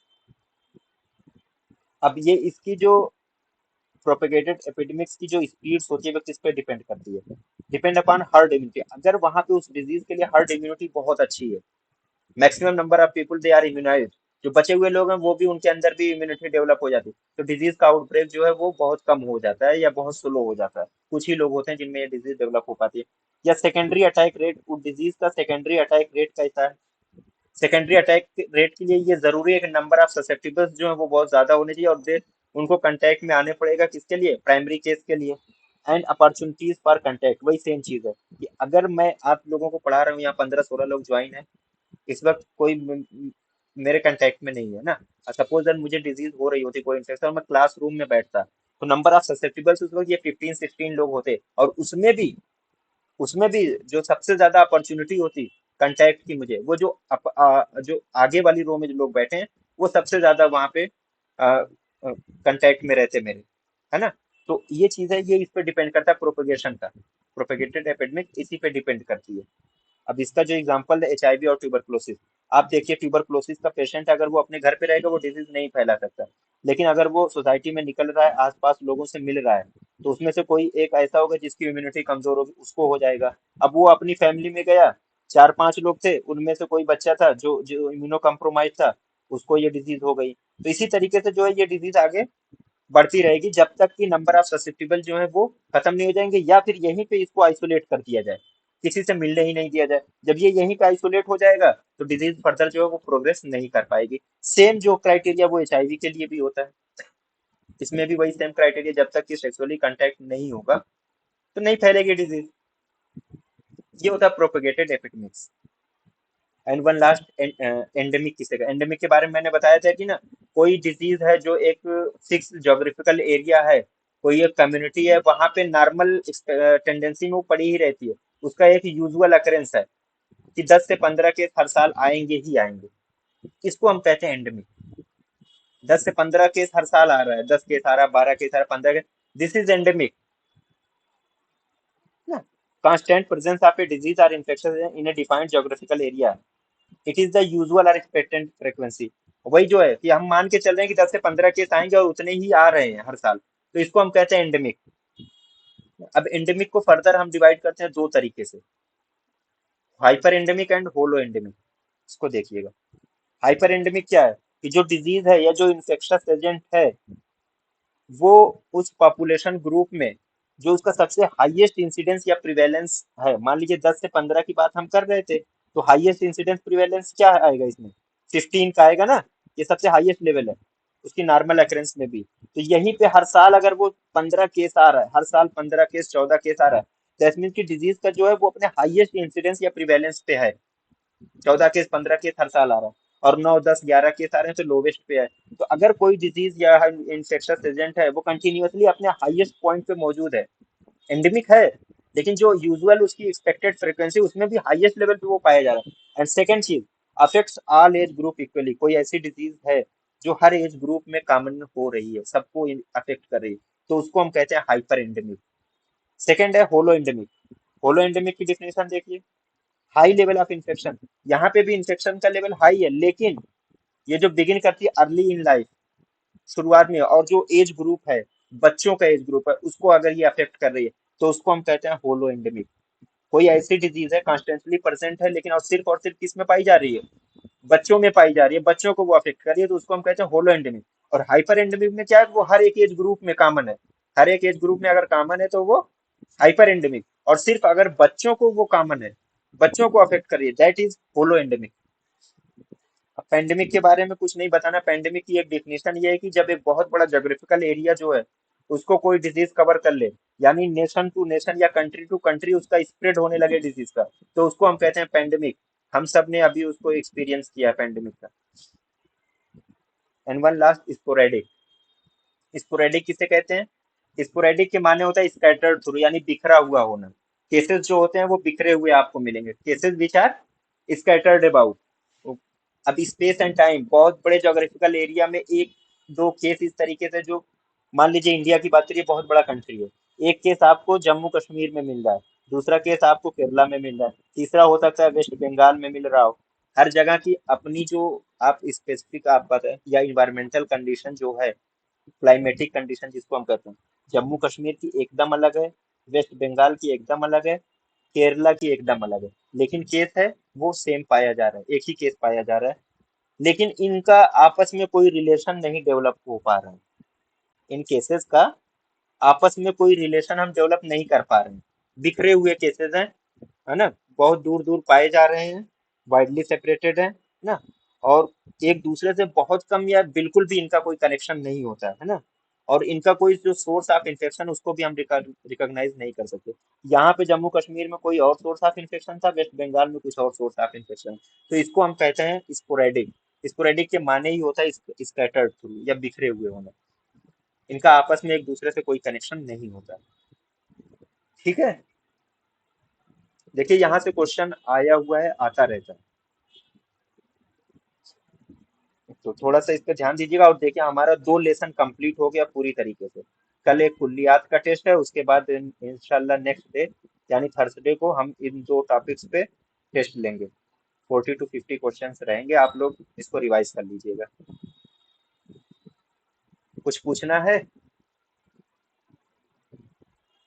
थोड़ा सा समझ के चलेंगे, बहुत इजी है, और सबसे ज्यादा मार्क आप यहीं से गेन करेंगे।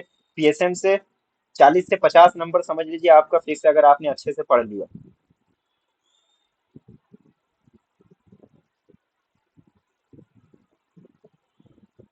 कुछ पूछना है? सर जो 7 तारीख को टेस्ट है उमूरे तबैया का, वो उमूरे तबैया पूरे सब्जेक्ट का है या फिर वो सिर्फ उमूरे तबैया का जो टॉपिक है उसका है? जो 7 उमूर आपके होते हैं ना मुर्तबिया में, जी। जी। सातों